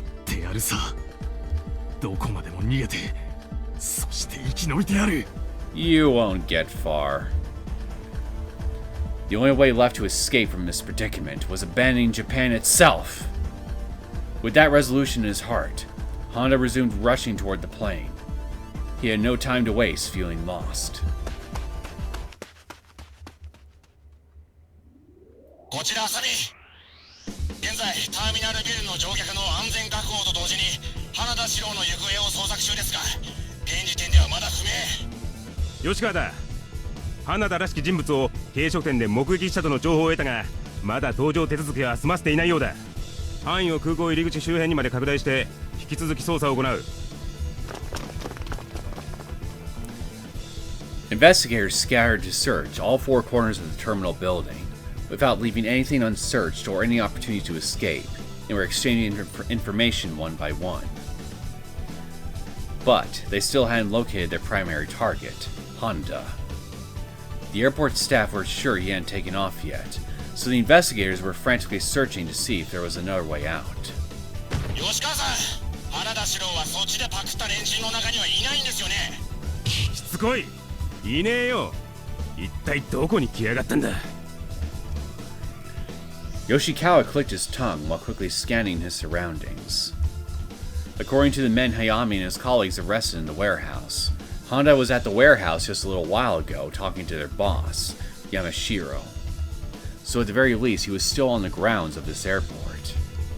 But where the hell could he be? あさみ、そっちで異変に気づいてターミナルビルから脱出したって可能性はないか。絶対とは言えません。ただビル外縁部にも刑事二課と本部公安一課の捜査員が見張っているので、発見もされずに抜け出すのは相当難しいはず。まだどこかに残っている可能性を徹底的に突っ込んだ方が確かだと思います。そうだな。おい姫さん、この空港で他に身を隠せそうなところはどこだ。姫さん、もしもし。こんな時にどこ行ったんだ。返事しろ。しまった。滑走路だ。When Hayami's sudden shout came in over the radio, Yoshikawa rushed out of the building and turned toward the runway. And then...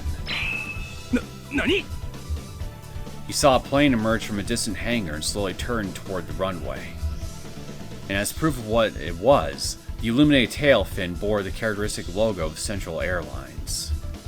Based on the information they already had, it would be easy to infer this was the transport plane that carried in the cargo. 今下水道で捕らえた山城ってやつから聞き出した。花田四郎はあれに乗っている。もともと輸送機に同乗して国外脱出する予定だったそうだ。んだと Might want to hurry! Yoshikawa slammed his fist into the chain-link fence in front of him, filled with regret. When they heard that Honda was heading to Kakuchi Airport, they focused on searching the terminal building. but neglected that the airport also coexisted with the SDF base. If only they realized that. Shit! あさみ、急いで管制塔に連絡して、今動いてる輸送機を止めさせろ。絶対に離陸させるな。無理です。管制塔に向かうには距離がありすぎます。それに軍用施設からの離陸許可を取り消す権限は管制官たちにはありません。無理でも無茶でもなんとかしろ。空に上がられたらおしまいだぞ。口で言っても止められないなら車でもぶつけて。何？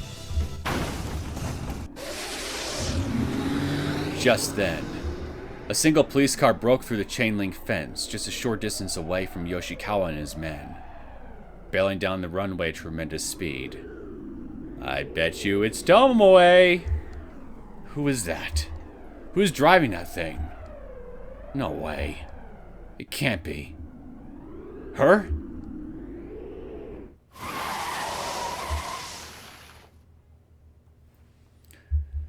There were cracks spread across the windshield like a spider web, probably damaged while breaking through that chain link fence.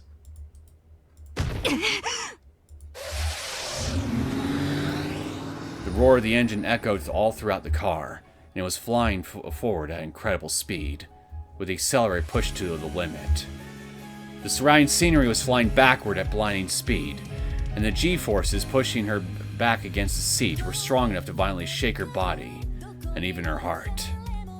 And, right before Tomoe's eyes, she could hear the sound of the jet engines, and she could clearly see the plane was just about to start accelerating for takeoff.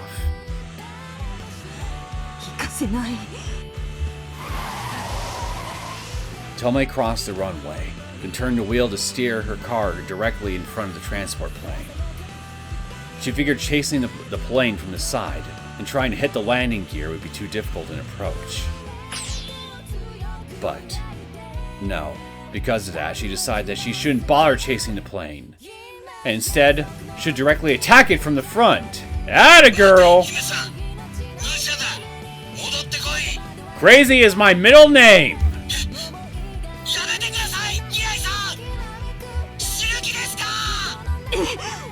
Hey, this is a suicide mission that I signed up for originally. As far as I'm concerned, I'm just doing what I signed up for. The sorrowful screams of Fujita and the others came bursting out of the radio so intensely that the speakers were about to pop off and echoed through the car. But she couldn't stop. There was no way she could.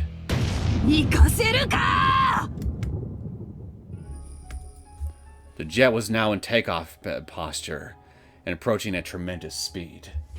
Even with the windows closed, her eardrums and the inside of her head were violently shaking from the sound like a roaring beast. Nevertheless, her eyes remained fixated on a single point straight ahead. She had a clear view of the wheel under the left wing.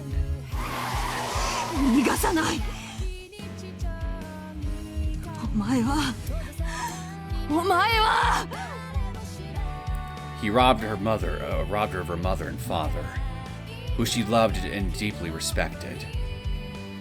He scarred her sister with wounds that would last a lifetime, cursed her to many years of hatred and resentment. He brutally destroyed her precious treasure, her happy world. No matter how many times she killed him, it wouldn't be enough.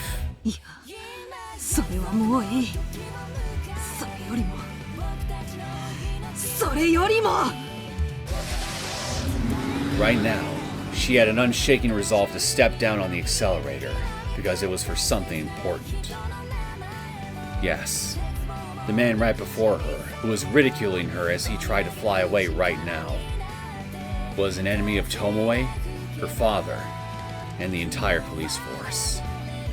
He bent the law to wield power for personal gain. He abused a just cause and did something terrible. That was an affront to justice. It was evil itself. He took the lives of innocent people and even trampled on the blood and tears they shed. It's unforgivable. It can never be forgiven. Even if this attack is throwing straws against the wind. Police should never step back from the cause of justice, and they should never give in. So! 行かせるか、どこにも。行かせてたまるか、お前だけは。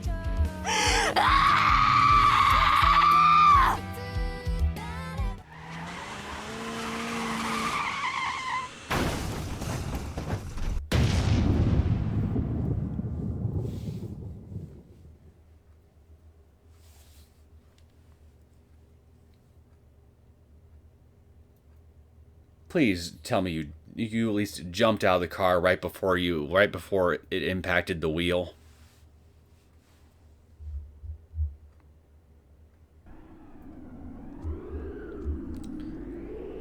What happened?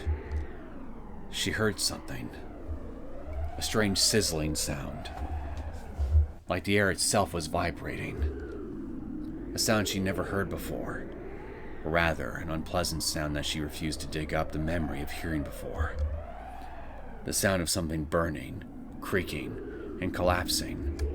The sound of something's form being warped. Yes, a sound like it's roaring its death throes. She exhaled the burning heat from the back of her throat. After that cough, Tomei's faint consciousness was gradually being restored, and she slowly lifted her eyelids.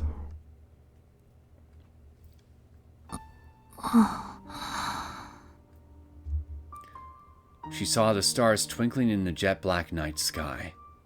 Lightly glancing around, she could see a bright full moon floating in the sky. She felt something cold and soft against her back. Based on the distinct aroma and the tingling sensation striking the skin on the back of her neck, Tomei realized she was lying on her back on the grass.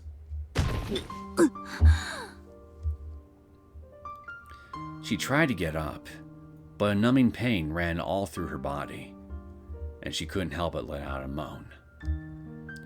Why on earth was she lying here? Why was her body refusing to do her bidding? She couldn't recall how the current situation had come to be, as if it had completely vanished from her memory.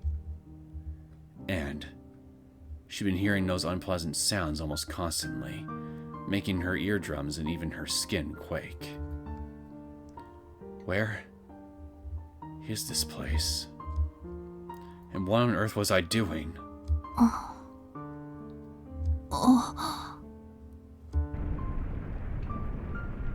Suddenly, Tomei sensed something off in the distance. She turned her creaking neck to look off to the side. Beyond that, she found a bright red burning flame before her eyes, but a plume of smoke that was not quite black or white.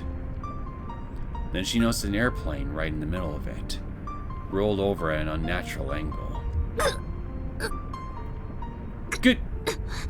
Good going, Tomoe. You flipped the bird before it could take off. While absentmindedly gawking at that, Tomei endured the pain in her elbows to raise her upper body. The plane had one wing leaning on the grass off to the side of the runway, and one of the engines was scraped against the ground, spewing flames. And, looking more closely at one side, it was missing one of the wheels on the landing gear. Losing that would have thrown it off balance and prevented it from getting the necessary lift for takeoff. What's more,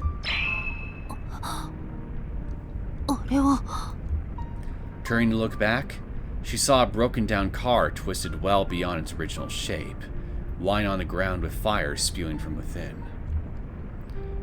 It looked familiar. How could it not? That was the police car Tomei drove into the plane's wheel, just as it was about to take off.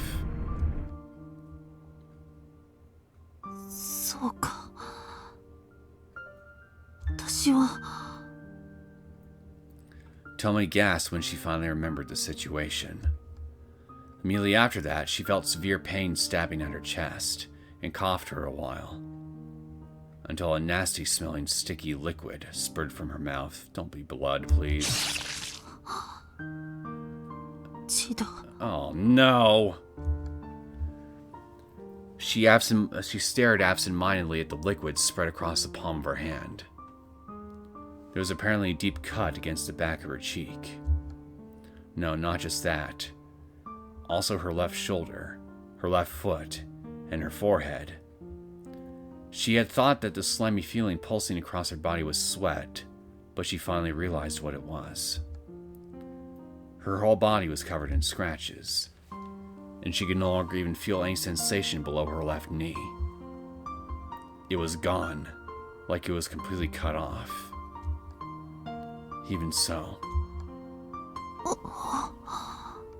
どうして私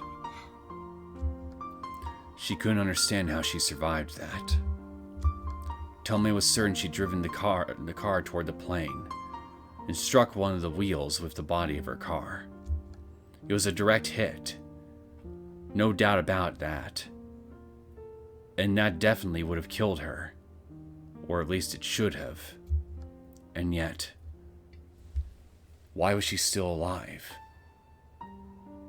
Even if she came out of it intact, there was hardly any chance she'd still be alive, much less conscious. Perhaps she was already dead, and she was looking at her own corpse, burning in the flames inside that car. Those absurd thoughts clouded her mind, and a strange, mysterious air swirled all around her, making her feel uncomfortable. So, Tomei stood up and dragged her feet, walking toward the wreckage of the police car. But after just a few steps, her toe bumped against something lying on the ground, and when she looked down, she saw it was a car door. The window was shattered and the shape was distorted, but certainly bore the black and white colors and lettering of the Prefectural Police Department. And looking up once again toward the car in the flames, the driver's side door was gone, like it had popped right off. そういえばあの時 The shadow of the plane's huge wheel was approaching right in front of her, but she could feel the entire body of the car being crunched by the crash. But that moment... Suddenly, Tomei's left shoulder was struck by a tremendous shock. And she wasn't wearing her seatbelt, so she inadvertently let go of the steering wheel and her body slammed into the door to her right. The next moment, the lock keeping the door closed came undone. And then...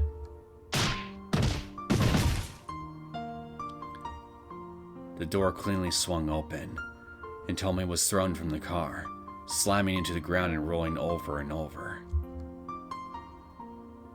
Nagisa, did you save me again? But the impact with the plane's wheel caused the steering wheel to shift and the wheels to turn. And after colliding with the wheel, the car was flung to the side of the runway, so the ground she hit was grass instead of asphalt. Plus, she used her quick reflexes to bend down and soften the impact. She had endured a truly incredible chain of good luck, rolling like a 6 over and over. Though her body was covered in wounds, somehow she was still alive, conscious, and able to just barely move her body. She turned around to once again look at the overturned transport plane. The flames hadn't slowed down a bit, and explosive sounds were intermittently belching out, as if some of the instruments inside were bursting.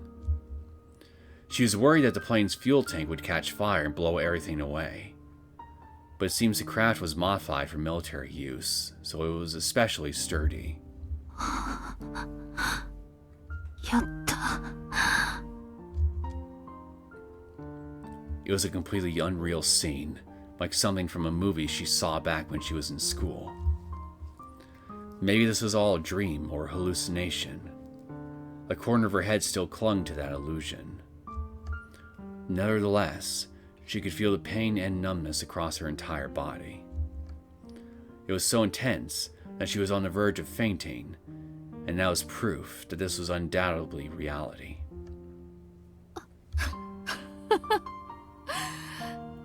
ざまあみやがれ。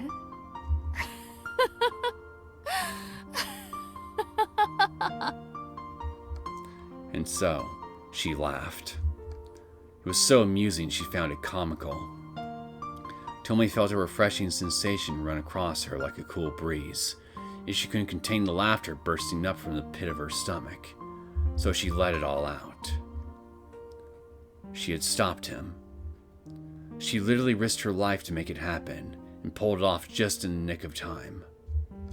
And the response to that was very soothing. Tomoe felt a sense of fulfillment, unlike anything she'd ever experienced in the past.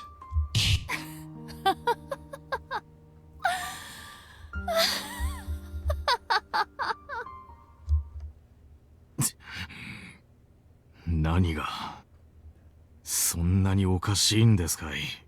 I somehow knew you would show up. The smile vanished from Tomoe's face as soon as she heard that low growling voice, and she slowly turned back in the direction it came from.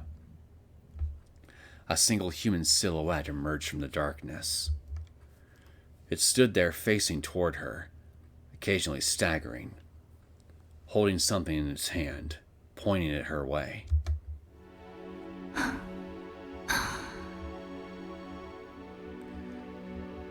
Hey! I warned you. She would be coming after you. And nothing would stop her. And the look on your face, now that it's actually happened, totally worth it. 久しぶりね、花田くん。いえ、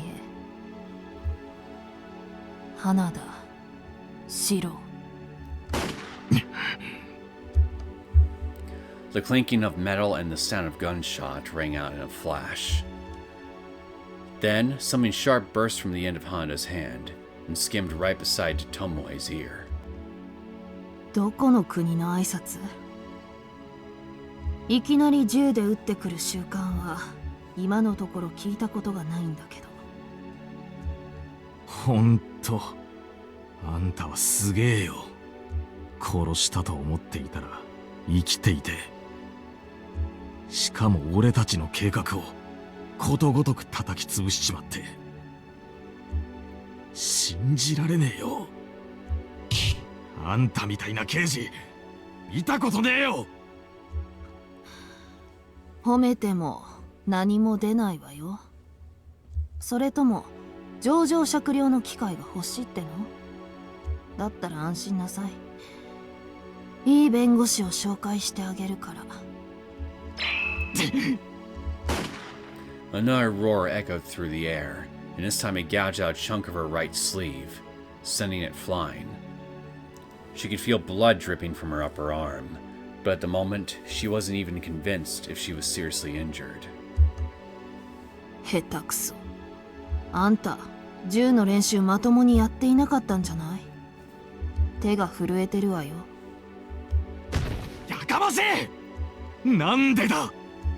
あんたたち親子はどうして俺たちの邪魔ばっかりしてくるんだ！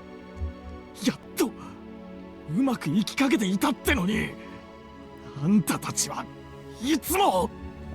それはこっちのセリフよ。父さんを殺し、何も関係のない母さんまで巻き込んで、私たちの幸せを奪っていったのはあんたの方じゃないの。違う！そもそもあんたの親父が南井祐介が俺の兄貴を殺したのがそもそもの始まりじゃねえか。ん？あんたのお兄さん？そうだ！忘れもしねえ。今から13年前の昭和45年白樺山荘事件。あんたも名前くらいは知っているだろう。Let me guess, he was one of the terrorists in that incident, right? The Shirakawa Mountain Villa incident. Student activist movements were very common around that time period. and it was an especially famous incident where extremists took a building hostage. The criminal group responsible for the incident robbed a gun store in Tokyo to obtain weapons and ammunition, then fled to the mountains in Nagano Prefecture to take refuge. But the persistent pursuit of the police made them desperate, and they couldn't stand the hunger or the frigid cold, so they attacked a nearby resort, the Shirakawa mountain villa, and took the landlord hostage in order to hold the facility. その時、父さんは犯人の一人を射殺したんだ。And that was Hanada's brother. Despite constant pressure from the police and from their relatives, the criminal group held the siege for 10 days. What's more, they even opened fire at the police, resulting in several casualties. On the other hand, the National Police Agency was of the opinion that they should avoid resorting to a forceful solution. But they were no longer able to overlook the situation when casualties started piling up, so they finally ordered officers to rush in. Several members of public security, the riot police, and local officers were injured in the attack, but all members of the criminal group were arrested aside from one. And that one man was Kazunori Takiguchi, who was shot and killed by a public security detective, Tomoe's father. あの父さんが射殺したっていう学生、あんたのお兄さんだったのね。兄貴は俺の自慢だった。ただみんなにそそのかされて過激派グループに参加させられただけだったんだ。それなのにあんたの親父はためらいもなく射殺した。Your brother was going to end up shooting and killing someone else if not for that, so way I see it, it's his own damn fault. その割に撃たれた時には銃を手に持ったままだったそうだけどね。しかも彼はすでに2人を殺していた。直前にも警官に発砲して負傷を負わせていた。撃たれて当然じゃない。デタラメだ。残った連中が兄貴に罪をかぶせるために口裏を合わせただけだ。兄貴はそんなことをやれるやつじゃねえんだ。You really want to believe that, don't you?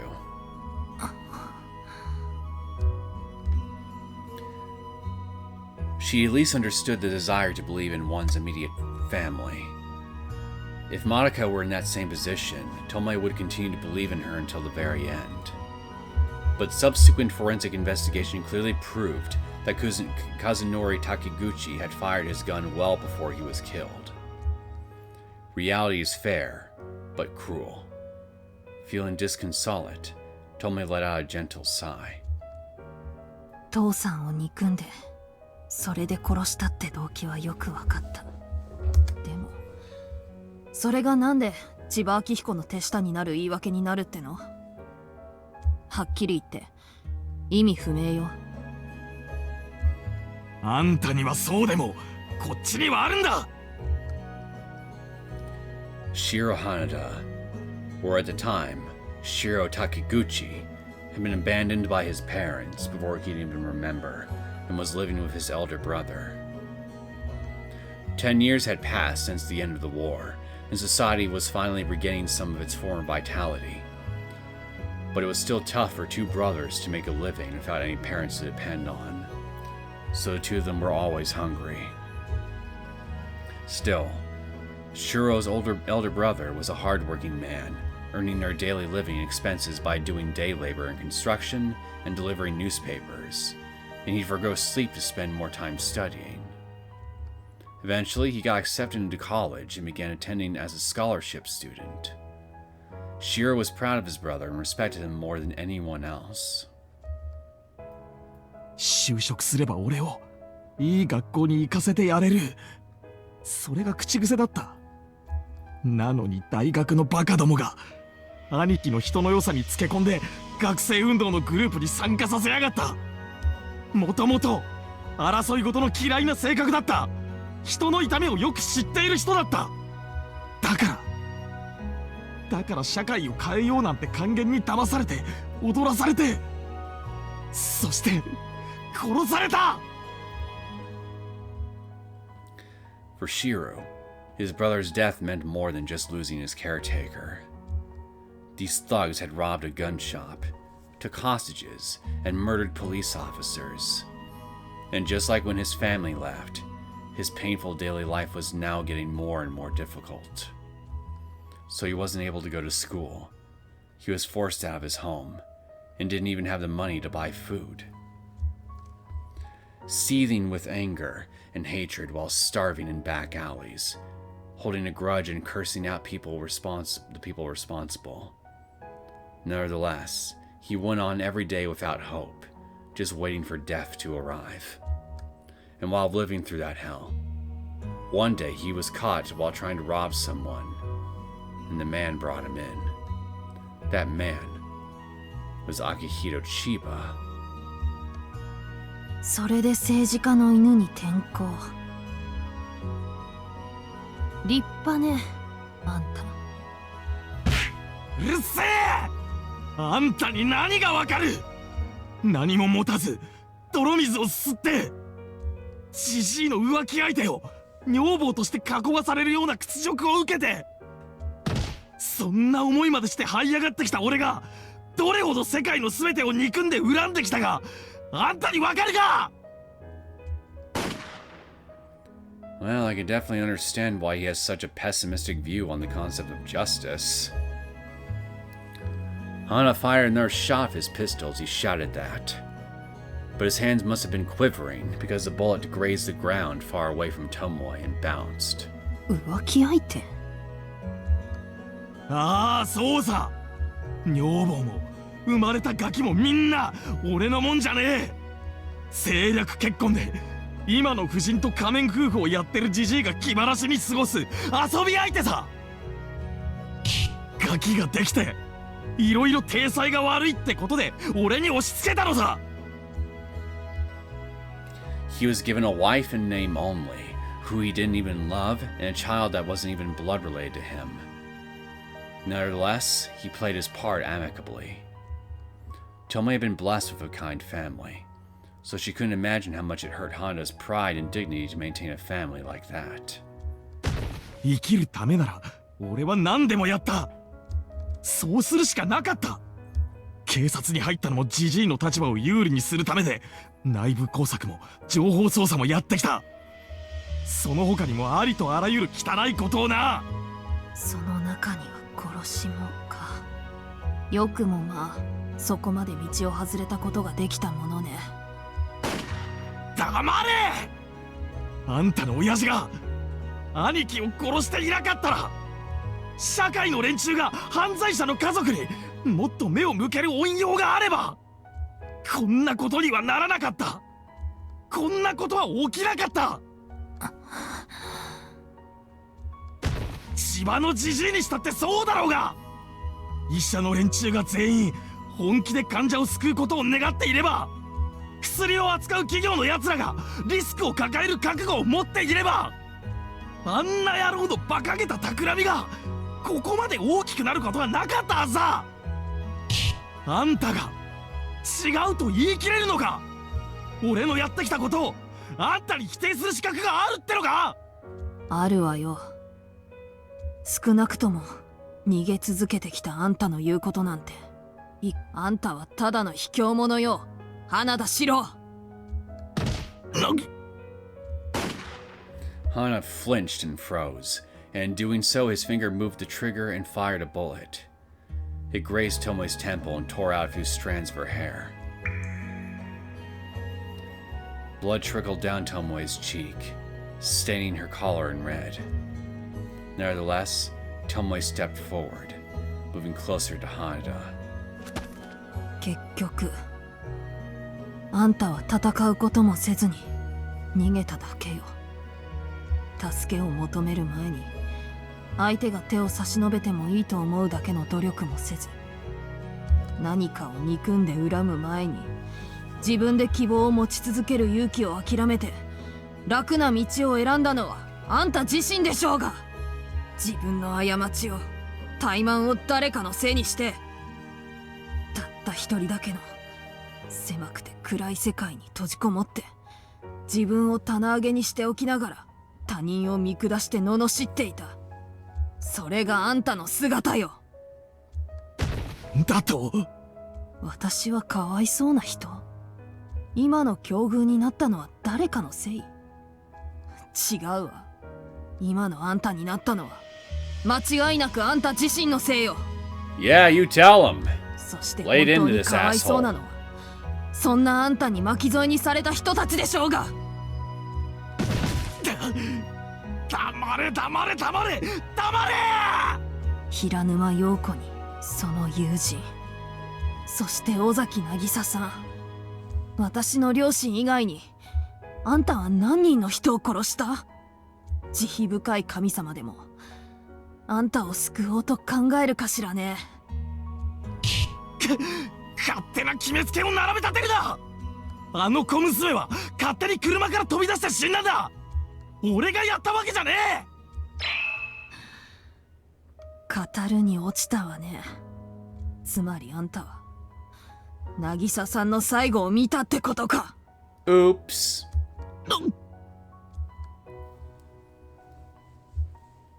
Confronted by that sharp attack pointing out his crimes, Hana flinched and gasped, then bit at his lip.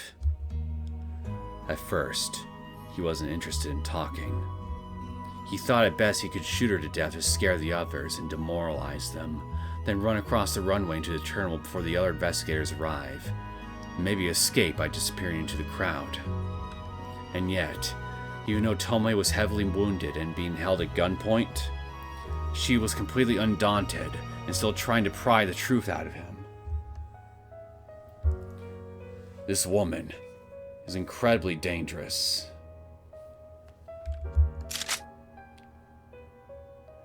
Hana muttered that to himself as he held the pistol in both hands, feeling more and more like more killing intent as he aimed at the sights directly at Tomoe's heart.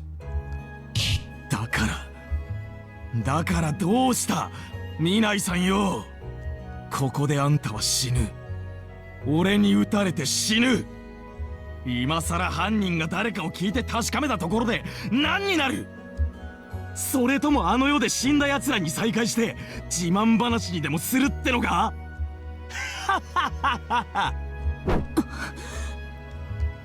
今度は外さねえ。この距離で外すわけがない。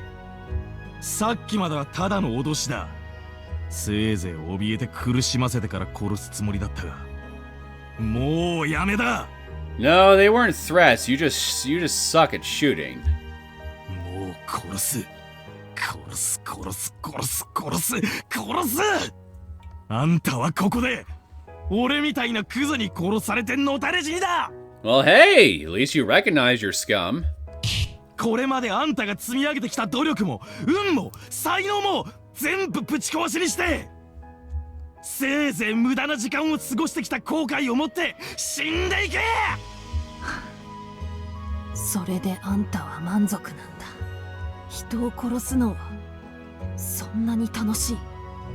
誰かの生き様を破壊することであんたは何を得るっていうの？ After saying that, Tomei gently gazed at Hanada, whose hair was standing on end, filled with rage and bloodlust. Strangely enough, the anger and hatred she felt when she drove her car into the plane had calmed down. In its place, the more she listened to his words, the more she couldn't help but feel another emotion. Pity. 何が言いてんだ？警察に入ったのは千葉のためかもしれない。でも警察官をやってたのはあんな奴のためだけだったの？自分でも気づかないうちにいつの間にか本気になってたことなかった？確かに私はあなたのことを見損なっていた。でも刑事としての能力はり見極めてきたつもり。見せかけとか騙しとかでやってきた勤め方じゃなかったわよ。あなたは。藤田君もね。あなたが裏切ったと聞いたとき、なかなか信じなかったわ。あいつとは長い。そんなことはない。そう言ってね。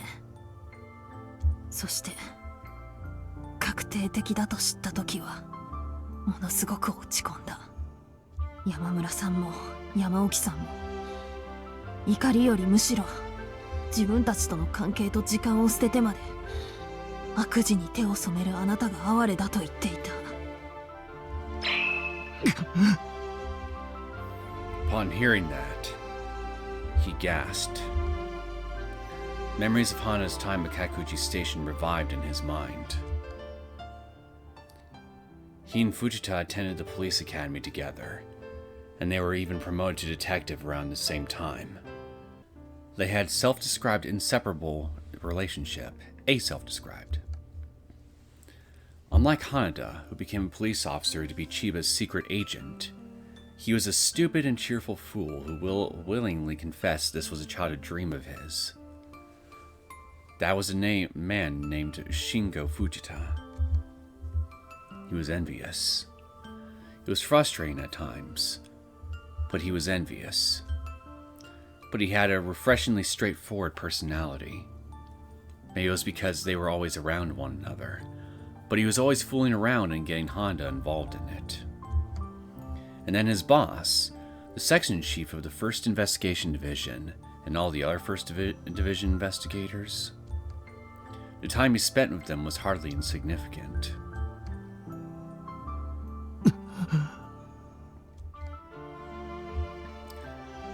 The calm, everyday life he always dreamed of. And a sense of accomplishment from resolving a case, even when it was risky. Weren't those the things he always wanted?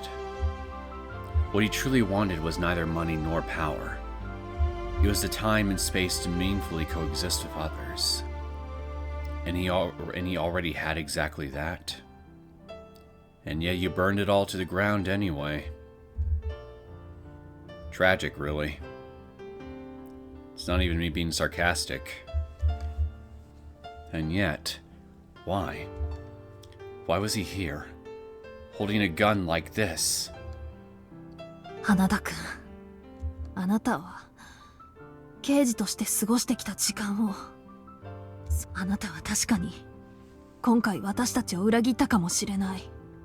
でも他の事件の時はそうじゃなかったでしょ。手を抜いたり真剣に取り組まないことって本当にあった？うまくいかなかった時悔しくなかった？事件が解決した時本当に嬉しくなかったの？やめろ。正直あなたはもうどこにも行けない。やり直すことも多分無理でしょう。でもまだ戻ることはできるんじゃない？いつも車に構えて毒舌を吐いて車好きで正義に憧れていた花田四郎に。やめろ！もうやめてくれ！ Along with that blood-spurting scream, tears came spilling from Honda's eyes, clear enough to be seen in the dark. He should have shaken it off. After all, it was nothing but a false relationship. He shouldn't feel any pain casting it aside, or forgetting about it. At least, he thought so. But... なんでだ？なんで今さら俺は振り返ったりするんだ？ No. That wasn't even a question. He already knew the reason perfectly well. Chasing criminals, helping others and being helped. Celebrating together anytime a case was solved. Comforting and encouraging one another when they failed. That relationship, was something Honda really had built up with them. That's why, anytime he looked back on himself carrying out underhanded deeds on Chiba's orders, he realized the despicable hypocrisy of it, and it made him deeply miserable. Why couldn't he live like that from the beginning? 花田君、俺はあんたがずっと嫌いだった。どんな目にあっても平気な顔して何度でも立ち上がって、悪意を向けられて邪魔をされても違う方法を見つけてその妨害を乗り越えちまう。そしてあんたの周りにはいつも知らないうちに仲間ができて、あんたを支えて無茶なことでもやってのける。今回がそうだ。俺にはできなかったこと、俺が無理だと諦めてきたことを全部形にして、なんであんただけそんな幸運に恵まれている。なんで俺にはあんたほどの機会や環境、仲間、そして力を持つことができなかった。俺はそれが納得できねえ。納得できねえんだよ。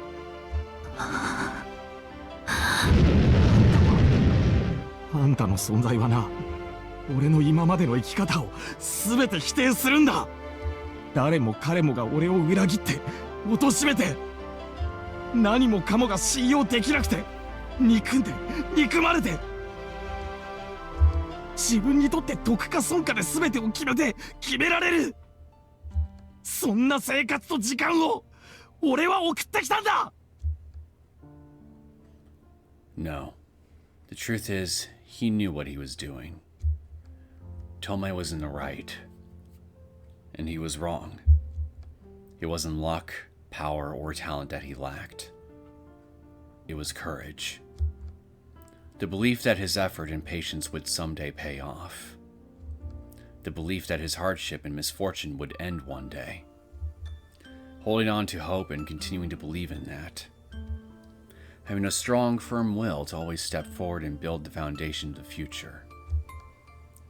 But Honda threw all that away in one fell swoop. And he made all the excuses he could think of to defend himself, while continuing to run away. That was the key difference between himself and Tomoe. And he didn't need to be told that now. He already knew. He knew more than enough. 花田君、あなた。だからあんたを認めると、俺の今までの時間はひどく惨めでつまらなくて情けないものになっちまう。俺が泥をすすって這い上がって血の滲むような思いで積み上げてきたものが全てただの石ころに思えて死にたくなるんだ。だから俺はここであんたを殺す。それが俺の生きてきた時間で選んだたった一つの道なんだ。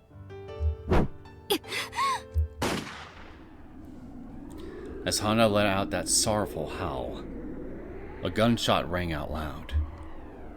Time came to a complete halt. The surrounding air stiffened like it had frozen over. The whole area was bathed in an ear-splitting silence. And then...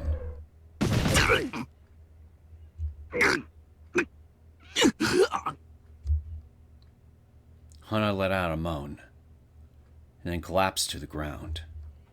His outstretched hand dropped the pistol, and he crouched down with a look of agony on his face. Tomoe stood there stunned, gazing at him. But when she suddenly heard footsteps approaching from behind, she turned towards them.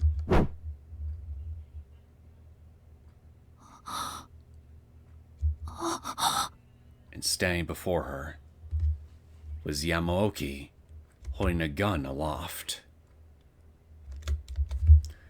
Then the other investigators rushed past him and approached Tomoe all at once. 皆さん、無事でしたか？無茶しやがって、この野郎。Words of crude relief and recognition of a job well done came flying through the air. every one of them was warm and kind, making the pain and numbness in her entire body feel better immediately. With the tension broken off by that rush of comfort, Tomoe's legs gave out, and she immediately collapsed. Minai-san! Fujita was standing by her side, and rushed to catch her body before she hit the ground. Then he gasped when he felt the blood soaking into his suit, and immediately shouted for the medical team to come. しっかりしてください、minaiさん。すぐ病院に連れて行きますから。安藤さん、空いている車をこっちに。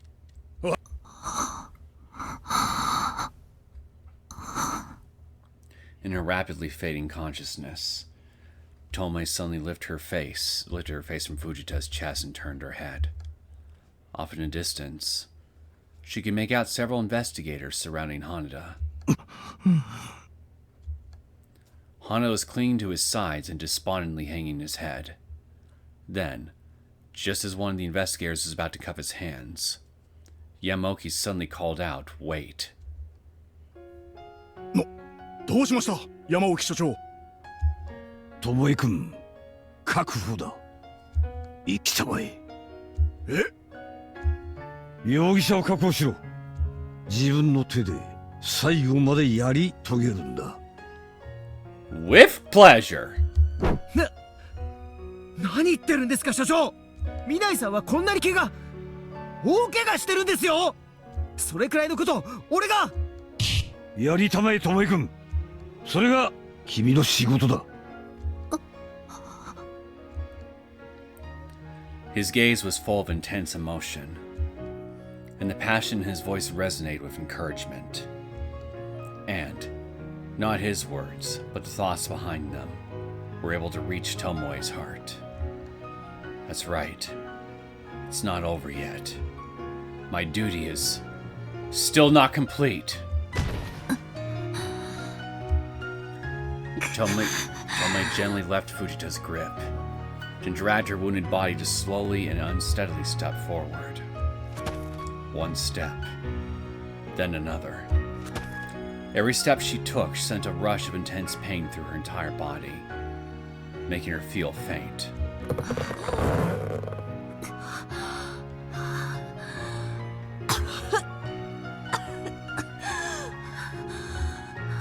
Her breath was wheezy. A foul smell emerged from the back of her throat as she coughed, and blood came spilling from her lips.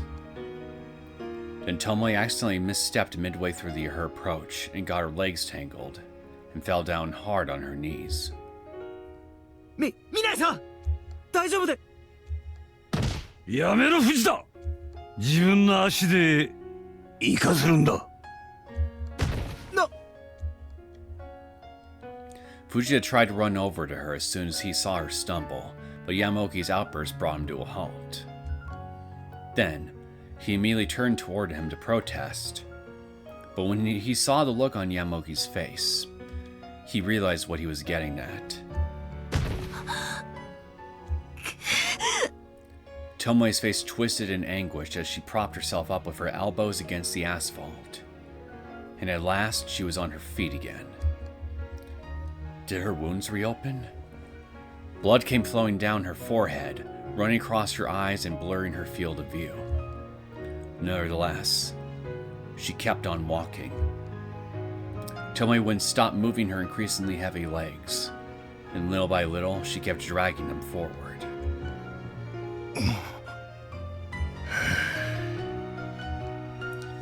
Takayashiki and the other investigators all silently gazed at her, offering her their encouragement. Yes, this was the important promise that Tomoe inherited from her father, a testament to the strong, deep, and long-standing bond between the living and the dead. 父さん、母さん、まどか。長かったよ。本当に長かったよ。私頑張ったよね。時間かかったけど。来たよ、ここまで。やっと来たよ。Eventually, the time that seemed to go on forever passed. After such a long, long journey, Tomei was finally standing in front of Hanada. Fujita rushed to her side, then pulled a set of handcuffs out of his jacket and held them out to her. And then... Hanada, Shiro. 公務執行妨害および公安法違反の現行犯、そして殺人容疑でお前を逮捕する。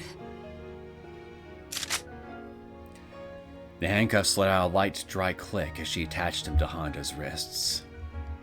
On that cue, the investigators holding him from both sides gave him a tug. And then they marched off toward the back of the building. Even after they disappeared, Tomei continued staring off in the direction they went with a vacant look in her eyes. She couldn't speak. More than that, she couldn't even think. It was like the entire inside of her head had turned white. She felt nothing, like there was a gaping hole in her chest. 巴君、終わったな。ようやくこれで。Before she knew it, Yamaoki was standing by her side, offering her those words. And she nodded back to him. This is it. With this, it's all over. The case she was desperately pursuing, that she risked her life to solve, was finally over. She still couldn't believe it. In her heart and in her mind, somehow, she still couldn't feel the sensation that it was truly over. For 12 long years, Tomei dedicated her life to a single purpose. She sacrificed so much every single day, all for the sake of personally catching the criminal who murdered her parents. No matter how much she tried to enjoy things, she couldn't wholeheartedly do it. Even when she went to bed at night, that single thought always revived in her sleeping thoughts. It was agonizing, and depressing, and lonely, and painful. How many times did she think it would be easier to just forget it and move on? How many times did she think of excuses why she should be forgiven if she gave up? It's unreasonable. Impossible. Give up. Go ahead and compromise. She accepted comforting gestures from others. But at the same time, her feelings were tortured. Her anger was on the verge of turning into hatred. Her sorrow was about to turn into resentment. She wondered how many times she tasted those feelings, trying to appease herself while lingering in that darkness. At some point, she lost count. But, at last, he was truly... よくやった。ユウスケも、のぶみさんも、まどかくんも、君のことを誇りに思うだろう。もちろん私も。本当に12年間、君はよくやった。だから、もういいんだぞ。もう君は素直になっていいんだ。誰も君のその荷物を背負うことはできなかった。なのに君は最後まで耐えた。その苦しみと悲しみ、痛みをどんな形で払おうとも、誰も文句など言うはずがない。ああ、言わせるものか、この私が。絶対にな。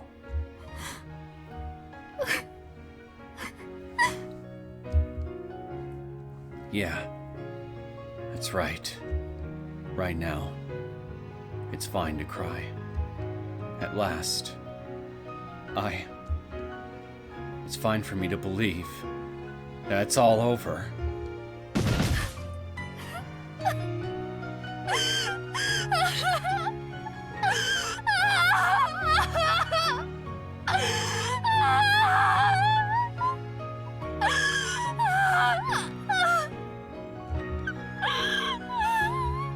The tears came non-stop. She could no longer see anything around her. But Tomoe in that state, Yamaoki pulled her into his large chest and held her tight. なあ、ユウスケ。見ているか、お前たちの。いや、私たちの娘はこんなにも頑張って、褒めてやってくれ。よくやったと。どこからでもいいから声をかけてやってくれ。本当に自慢の娘だと。Yamaoki looked up to the heavens and did his best to call out to the heavy emotions stirring inside his heart. Beyond his gaze were the moon, the stars, and the night sky. He thought he could see someone's face up there, even if it was just an illusion. But he was sure that Tomoe's father was somewhere up there watching over her, and he wanted to believe that he was smiling at her.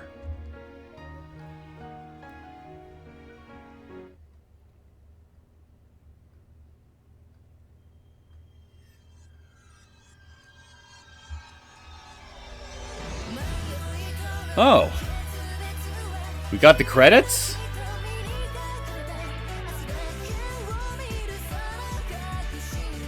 We won? Sweet! Hell yeah!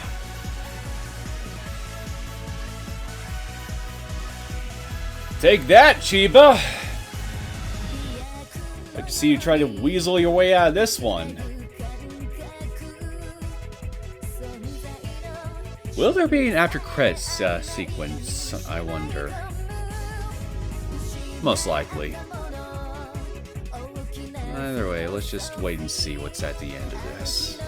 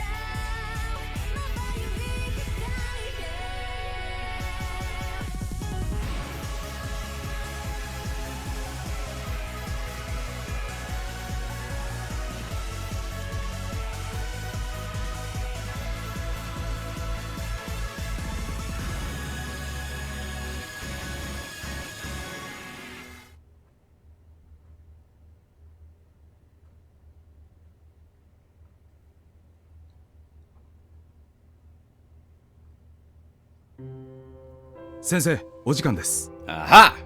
I knew it!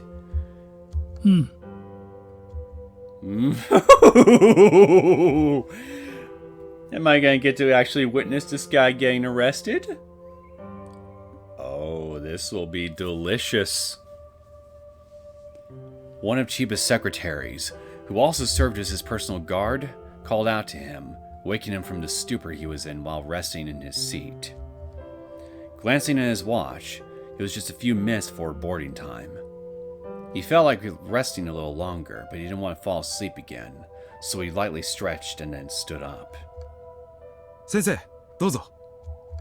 He grabbed a paper cup full of water and offered to him, and began to take a drink. His eyebrows furrowed for a moment as he sipped it, but then he drank it all down. 気が利かんな。 Normally they bring him a citrus-flavored beverage after waking him up, instead of foul-smelling airport water. This man was still young, but at this rate he'd never be a suitable replacement for Koyama or Sukada. バカなやつめ。おとなしく従っておれば、次の次あたりにどこか地方の選挙区に出してやろうと思っていたのに。 Although he couldn't help but regret that the tail had been permanently cut off. Now that the deputy prime minister's seat was within reach, plenty of good people were trying to get to him, close to him. He just had to pick the most impressive among them. 奥野には今夜の会合の場所をちゃんと教えたのかね。はい。かなり入り組んだ場所にあるので、地図を事務所にファックスでお送りしました。確認次第破棄していただくように秘書の方にはお伝えしております。それならいい。今は断じて検察に食いつかれるわけにはいかんのだからな。くれぐれも尾行には気をつけるように。承知いたしました。 It was only the next morning that news got out about the raid at the Kakuchi Airport SDF base. He turned pale when he heard the news. But after carefully thinking it over, Chiba came to the conclusion that there was nothing there to prove his involvement. So you think. But Tsukada had a nice big folder full of evidence tying you to everything, which I'm sure you're going to come and find out very soon. He made it clear to his intermediary, Yamashiro, that he should keep silent if he's ever caught. And a domestic subsidiary of Lowell Inc. responsible for shipping these drugs was never even told Akihito Chiba's name. No matter how much information Tsukada might reveal in the future, without any evidence, it could all be downplayed as a misunderstanding. The bigger problem was Hanada, but he should be on the run for a while, so it shouldn't be an issue anytime soon. He'd already taken many precautionary measures with Okuno since then. At this point, he just had to work with the prosecutor's office and the upper echelon of the police to reach a suitable agreement, and then this would all be over. しばらく面倒が続くが致し方ない。ローウェル社からの金脈がなくなるのは痛いが、そろそろ潮時だったのも確かだしな。And providing clinical trial samples and data brought in a great deal of money this time around. Even without Placille, there are plenty of other ways to make money. In particular, he had colleagues vouching that the endemic disease research being conducted in the remote Hinamazawa village had practical applications. Regardless of what he thought of the late Koizumi, just because the research was being terminated didn't mean they'd have to seal away the data too. Best case scenario, it could be as valuable as a chicken that lays golden eggs. Chiba smiled to himself as he rose to his feet.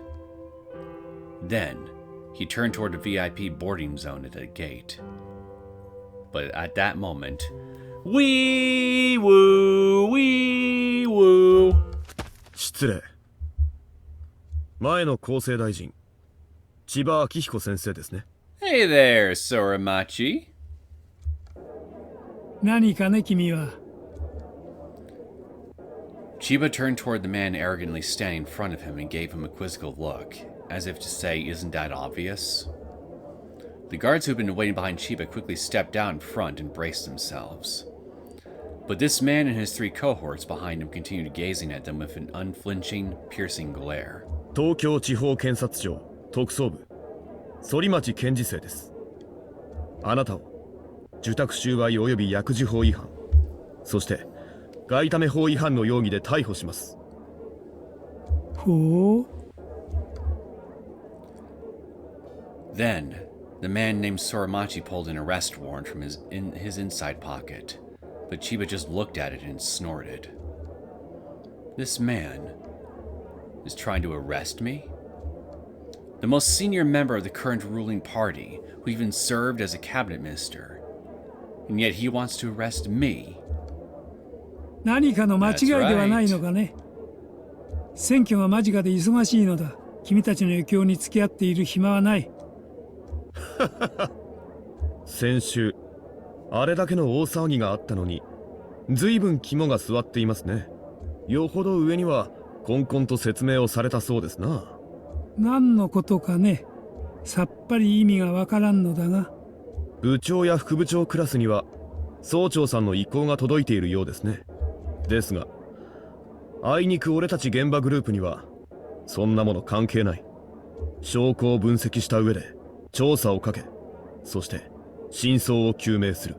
今頃あなたのご自宅と事務所にも俺たちの仲間が捜索をかけていますよ。ちゃんと令状付きでね。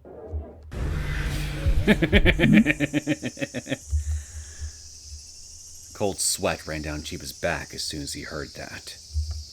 If they obtained not just an arrest warrant, but also search warrants, it meant that the issuing court must have been presented considerable evidence. And what's more, he should have been informed about this investigation well in advance, but this was completely new to him. What was the meaning of this? 検事正ごときがつまらぬ嫌疑をかけてくるものだ。万一の時に逆告訴される覚悟ができているのか。よほど優秀な弁護士を抱えておいでのようですな。ただ一つだけ言っておきます。どんなに口が立つ有能弁護士でも真実を覆すことはできない。あんたはすっとぼけて他のやつに押し付ける気満々だったんでしょうが、そうも言っていられない証拠を前に同じことが言えますかね。例えば先月コンパルで豪遊された時にご会談なされた髪の毛が金髪の紳士とか。ルールブックを何度も変えてきたツケが出ましたね。公安も正式に捜査再開を昨日決定した。つまりあんたを法治国家の敵とみなしたわけですよ。さてそれじゃご同行をお願いします。 You heard the man. Come along quietly. On that stern declaration from Sorimachi, two subordinates behind him pushed Chiba's guards back and stood on opposite sides of him. Chiba kept quiet, biting at his exceedingly dry lip.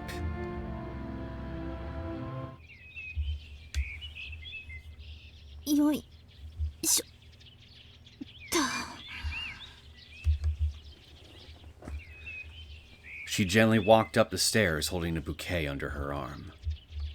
And there was another visitor already at her destination ahead. Hey, Reina! The girl holding her hands together in front of the grave must have noticed her footsteps, because she suddenly opened her eyes and turned to look. Then, she smiled when she recognized who it was. But after looking more closely, she let out a cry of shock and stood up. さん、どうしたんですか、そのお怪我は。A lot of things, but that's not important. ちょっとね、交通事故っていうか、まあ似たようなものよ。Yeah, some asshole was turning the corner with this military plane and just bumped into me. You know how it is on the road. Tomei scratched at her cheek in embarrassment and slowly hobbled down the cobblestone path on her crutches. She'd never been injured like this before, so she was still getting the hang of it. But, well, it should only take a few months to get through it. Although he drove her all the way out here and even offered to help her. But after thinking it over for a while, she reluctantly declined his assistance. She preferred to talk to Nagisa in private, if possible. それより来てたのね。今日は平日だけど学校は大丈夫なの？はい、今日だけはってお父さんに言って休ませてもらいました。ダメですか？私は何も見てないわよ。ただ変な大人に会うと厄介だから、私の乗ってきた車で駅まで送ってあげましょうか。ありがとうございます。お願いできたら嬉しいです。 Upon accepting Tomoe's favor, the girl, Rina Ryugu, bowed and gave her a smile.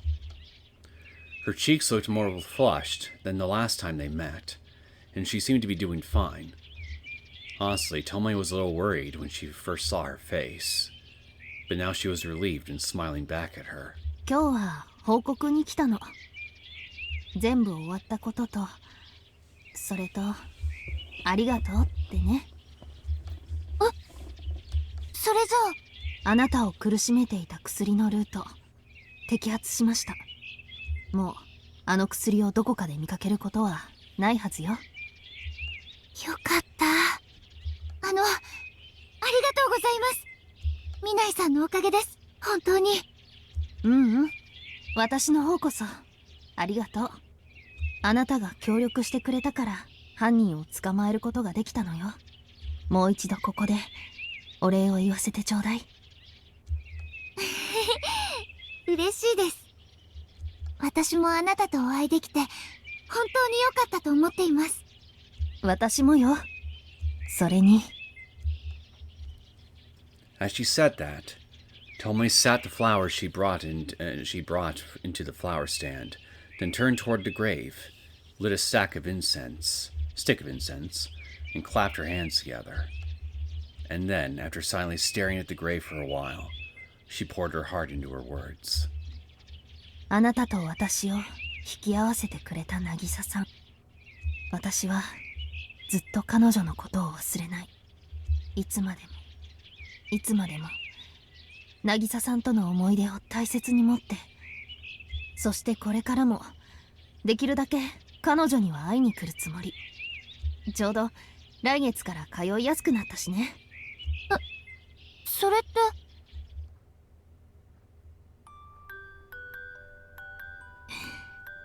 異動になったの。しばらく茨城の警察学校の先生にね。Well, look at you, moving up in the world. Now you're going to be teaching the younger generations. Tomoe turned back, well, and I guess some of the old ones too. But either way, hey, you're a teacher now. Tomoe turned back toward Reina and playfully shrugged her shoulders. Technically, it wasn't a transfer so much as it was a demotion. I stand corrected. It's a demotion. But I mean, hey, you're still teaching. Although, Tomoe was expecting to be fired and even face criminal charges, so this was a surprisingly warm response from HR. ま、少し頭冷やしてこい。そのうち呼び戻して、今回の貸しを倍にして返してもらうからな。She could still remember the bitter smile on Mino's face as he handed her the reassignment notice. As far as he was concerned, this was the best way to punish Tomoe for acting out of line, while at the same time rewarding her for her effort. And Tomoe heard from Mino and the others that it was thanks to none other than him that her punishment ended up so light. 本当にお辞めになるんですか? Was it you that made my punishment this light, Fujita, my boy? Fujita hesitated for a while, as he cleaned the chief's office, or no, it's Yamoki. Duh. Before asking that, Yamoki, on their hand, didn't pause for a moment and responded, yeah. そりゃ、誰かが爪腹を切らなきゃいけないのはわかるけど。That raid certainly wasn't seen in a flattering light. All investigators of the 1st and 2nd Division at Kakuchi Station received a flat 3-month salary reduction. Hayami and Yoshikawa of the mobile investigation team were not only given 3-month salary reductions, but also transferred to another jurisdiction. But the reason they were able to get off so lightly was because all the section managers and above took responsibility for it. And the person who suffered the most damage was the man at the top, Yamoki. Fujita felt sorry for him when he thought about it, and couldn't help but get upset at the unreasonable situation. Yet the man in the suit didn't look depressed, but calm and unconcerned. 山村さんと岡部さんは異動、山口管理官は検責、堂島さんは警察学校の校長になるそうです。なのにどうして山沖さんの辞表だけ受理されたんですか？他の人は慰留されたってのに。もちろん私にもあったさ。だがこれだけ大きな事件捜査に加えて違法行為も間違いなくあったのだ。その責任は誰かが取らねばなるまい。だけど結局ローエル社とか千葉代議士とかの名前は一切言及なしで落ち着いたじゃないですか。自衛隊基地内に忍び込んで物資を運び出そうとした凶悪盗難グループの仕業だって。Foreign pharmaceutical companies were smuggling unlicensed drugs into Japan, and medical institutions were conducting clinical trials with them. And a huge amount of bribery was backing that data gathering effort. Publishing news of such large-scale scandal would destroy the reputation of the medical industry and send the economy onto turmoil. So NPA, DPO, and CIRO, the Cabinet Intelligence and Research Office working for the Prime Minister, all came to an agreement that they'd only pursue Chiba's bribery charges related to foreign affiliated companies. Fucking assholes. The Defense Agency and the Ministry of Health and Welfare couldn't say anything to that. If things went poorly, it could lead to suspicion of their involvement and risk opening up further investigation. As a result, the official story of the Kakuchi airport incident became that local police went in to investigate these armed burglars, and after it turned into a gunfight, the riot police were sent in to help. Additionally, the accident involving the cargo plane was declared due to engine failure, and the media was largely keeping to that story. 確かにその通りだ。だがあれだけの損害を被ってこちら側では誰の首も飛ばなかったとしたら政治家連中も面白く思わないだろう。この辺りで少しは留飲を下げておかないとな。所長。何、君がそこまで気にすることはない。随分削られたが退職金が出るだけマシというものだ。それに引退後は地元の山口に戻るつもりだったし、実家の果樹園を継げば今の蓄えでも十分暮らしてゆける。悠々自適なセカンドライフ。悪くはないと思うがね。ええ、そうですね。俺もいつか女房を連れて遊びに行ってもいいですか？ああ、もちろん歓迎するよ。みかんも特別に安くしておこう。金は取るんですね。Hey, even in retirement, we all gotta make a little extra rainy day fund somehow.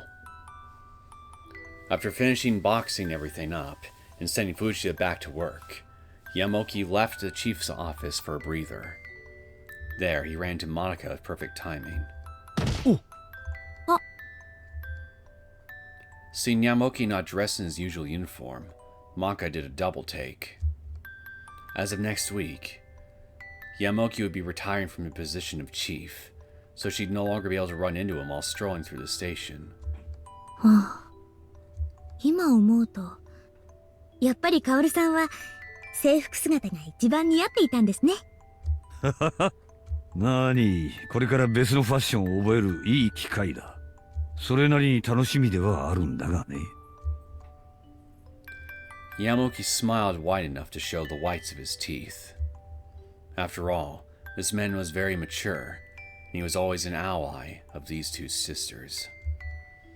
In a decade since he was first appointed as an officer, he'd likely grown quite attached to it. But as he was careful not to show any of that sentimentality to Monica, lest it make her feel bad about it. He was a truly kind and warm person.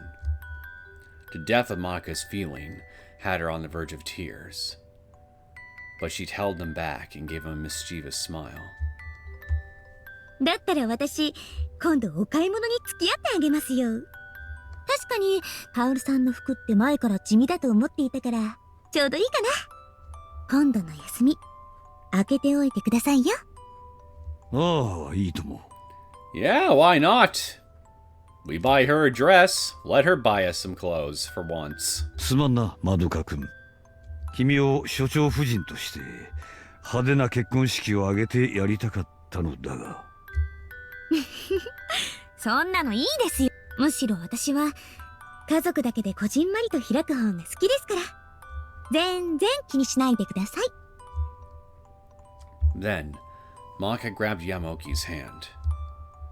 It was heavily wrinkled, but it was big and robust, like a father's. Maka whispered to herself that she thought it was right to choose this man, then gently rubbed her stomach. それじゃあ、私はここで。Oh dear God, they've reproduced! 頑張っていきましょうね。Don't tell Tomoe about this, whatever you do. She might go completely bonkers and just destroy everything within a 200-foot radius of herself. Actually, you know what? I want to see that happen, so please, tell her. Papa? え？それって？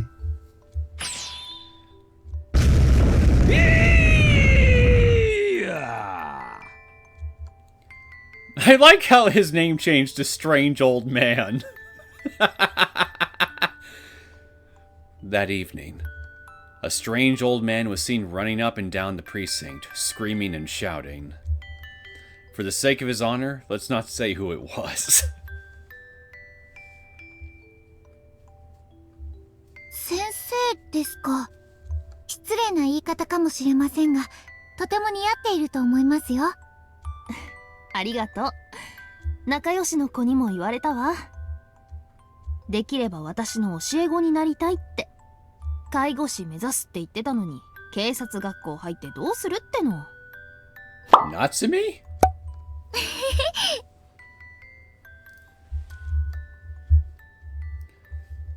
Reina let out an amused laugh and a nod to herself as she thought she could understand how this girl felt. This was a woman who poured her heart into helping others, with so much compassion that anger and grief sometimes took control of her. Reina was certain her students would love her, and she'd be the kind of teacher they could consult with to get help on all sorts of problems. Reina felt the same way about her teacher back at her own school. ミナイさん、実は私、信じてくれないかもしれませんが、渚ちゃんに会ったんです。え？昨日の晩です。私の枕元に立った渚ちゃんが、もう大丈夫だよって。Oh? だから私、今日来ようって思ったんです。If this was a dream, she wished so hard not to wake up. If she was a ghost, she desperately prayed that she wouldn't leave. But, after telling her that, Nagisa disappeared from the dark room. She vanished, as if she was absorbed into that darkness. レナさん。会いに来てくれたのは嬉しかった。すごく嬉しかった。だけど、もう少しだけ時間が欲しかったな。だって私、ありがとうもごめんなさいも言えなくて。大丈夫よ。渚さんにはあなたの気持ちはきっと伝わっている。今日ここで私たちがもう一度会えたのがその証拠じゃない。ミナイさん。私もね、ありがとうって言いに来たの。渚さんのおかげで二度も命を救われた。彼女がいたから私はこうして生きているの。After Honda was taken to prison, Tomei was busy handling the paperwork for the case last night. Hayami of MIT came to Kakuji Station to show her the results of the vehicle inspection she requested. 姫さんが脱出できたのは、どうやら後部座席のドアロックが壊れていたせいだな。フックが曲がった上にネジが外れていた。アマチュア整備士なら一見では損傷に気づきづらい箇所の傷だ。ロックが壊れていた？一体どうして？ Come to think of it, isn't that the exact same problem that was present in the last car we escaped from? これは俺の想像だ。花田の自供では、あの車は尾崎渚を連れ去るために塚田治から借りたものだそうだ。そして彼女は走行中に車から転落して地面に叩きつけられて気絶し、運悪く通りがかったトラックにひかれて即死した。その時尾崎渚は後部座席にて薬で眠らされていたそうだが、目を覚ますなり走行中の車から出ようと暴れたそうだ。Nagisa repeatedly smashed her body against the locked door, trying to break through. Honda laughed at the futility of it and kept on driving, but apparently the child's safety lock wasn't working properly, and the door swung open after about a dozen strikes. And in that moment, Nagisa's body had enough remaining momentum to be thrown out of the car. That was Hayami's best guess at how it played out. そんなことがあり得るのですか？ So it really was just an accident? 通常はありえん。だが、実際にドアは開いて尾崎渚は転落した。鑑識結果も花田の供述を裏付けている。そして奴は塚田に車を返した際、内装は自前で修理したらしいが、ロック部分の傷には気づかなかった。そういうことだ。花田が犯行を自供するきっかけになったのも、実は鑑識を行った際に後部座席で花の種が発見されたからだ。シートの奥の隙間に挟まるようにしてな。その調書をもとに持ち主である塚田治に確認を取ったところ、尾崎渚が死亡した事件の日、花田に頼まれてその車を貸していたらしい。それを聞いて黙秘していた花田もついに観念したというところだ。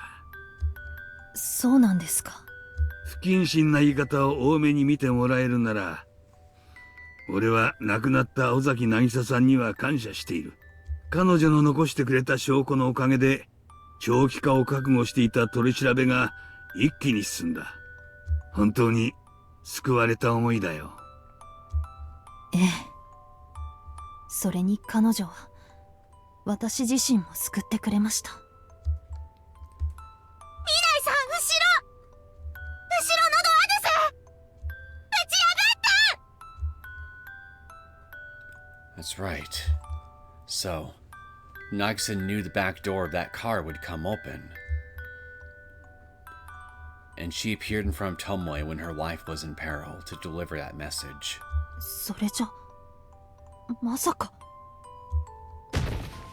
Just remembering that caused Tomoe to catch her breath.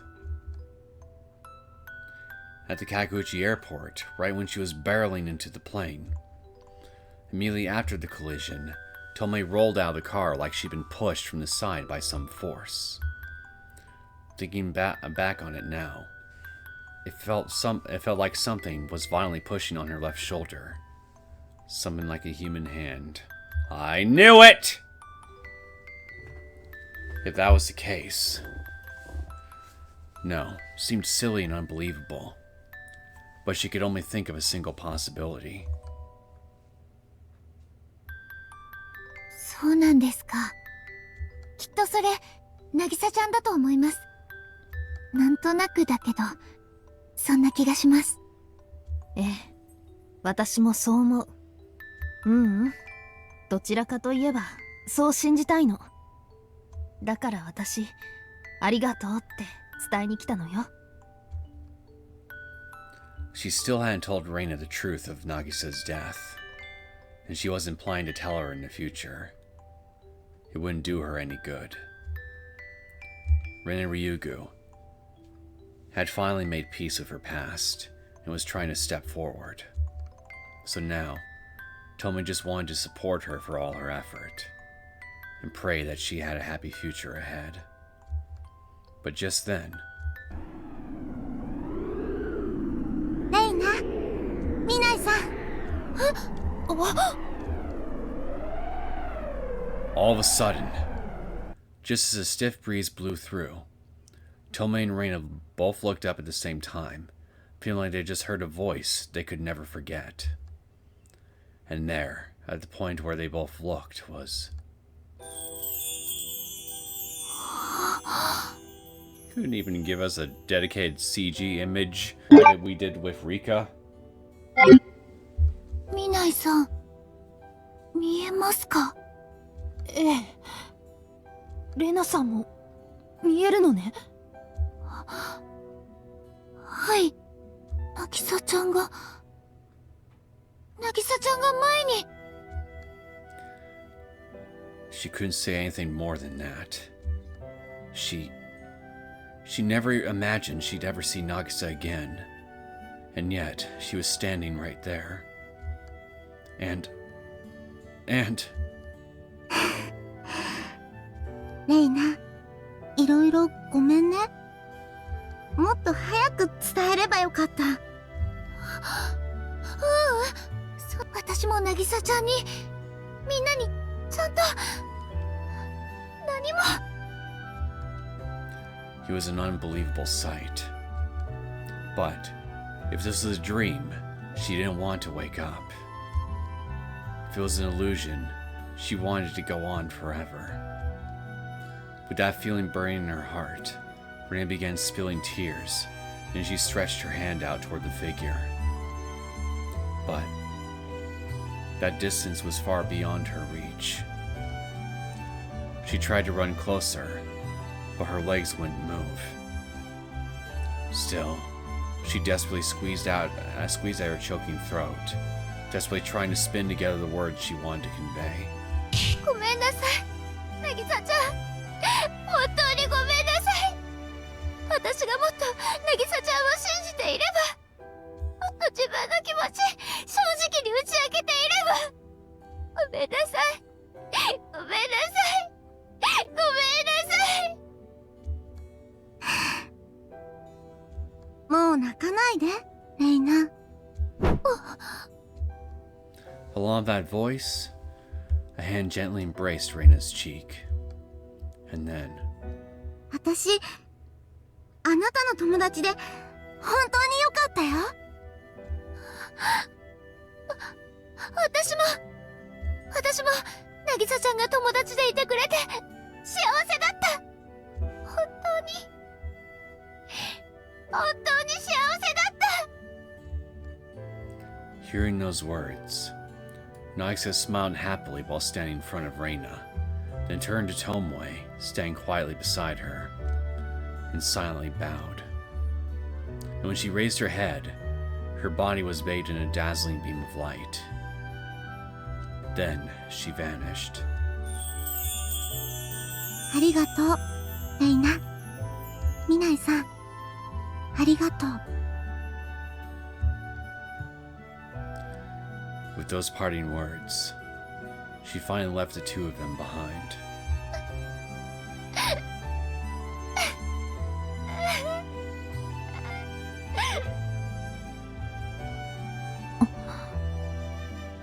レナさん、これ。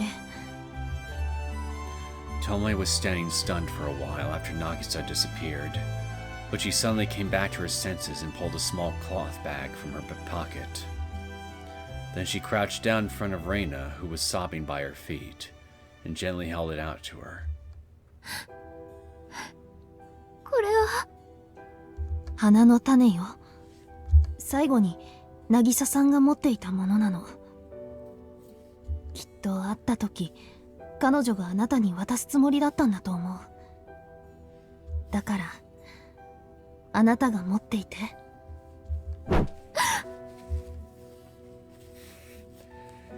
Reina's throat quivered as she stared at the bag, but she timidly reached her hand out to accept it.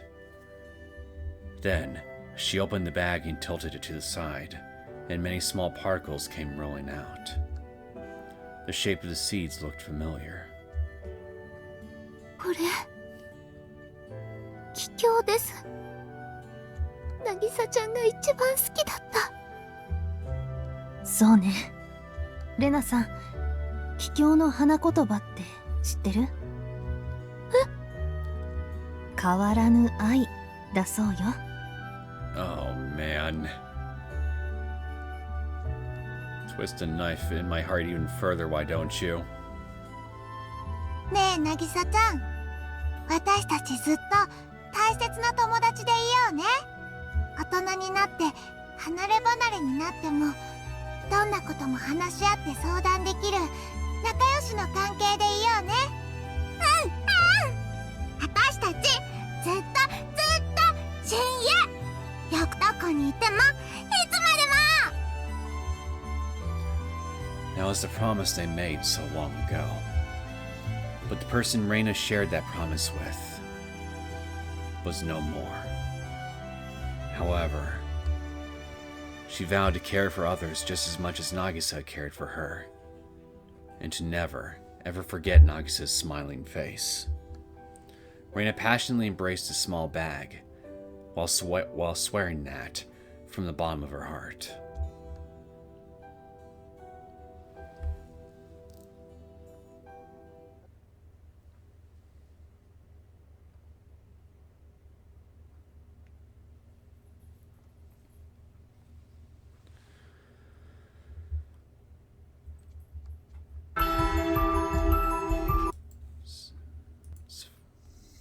It's over. So it's actually over, huh?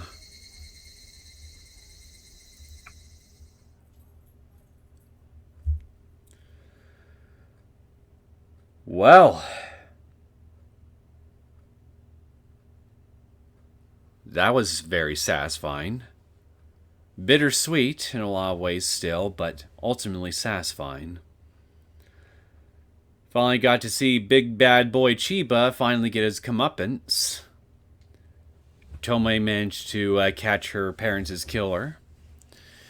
And everybody, relatively speaking, managed to come out of this with being able to hold their heads high as can be, given the circumstances. Like, sure, it's not 100% perfect, the punishment and the charges that would be brought against Chiba, but I mean, hey, it's something at least. Gotta take your victories where you can get them, I guess.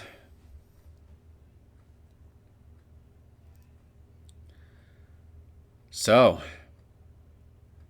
now that Miyotsukushi Ura is done and over with, all we have left to go now on my current list of arcs is what's left of Omote and the Miyotsukushi Omote PS2 arc.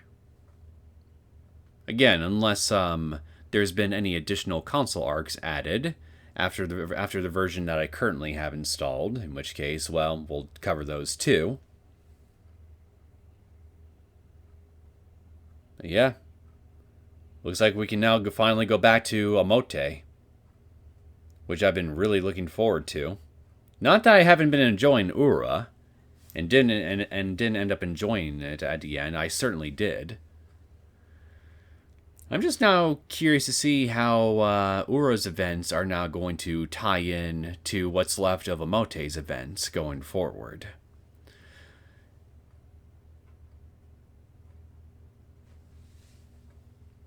So, with that being said, I hope you guys enjoyed this extra long episode of the Higurashi When They Cry console arcs. If you did and you'd like to see more content from me, feel free to hit that like button and subscribe to my channel, and I will see you all next time. Take care.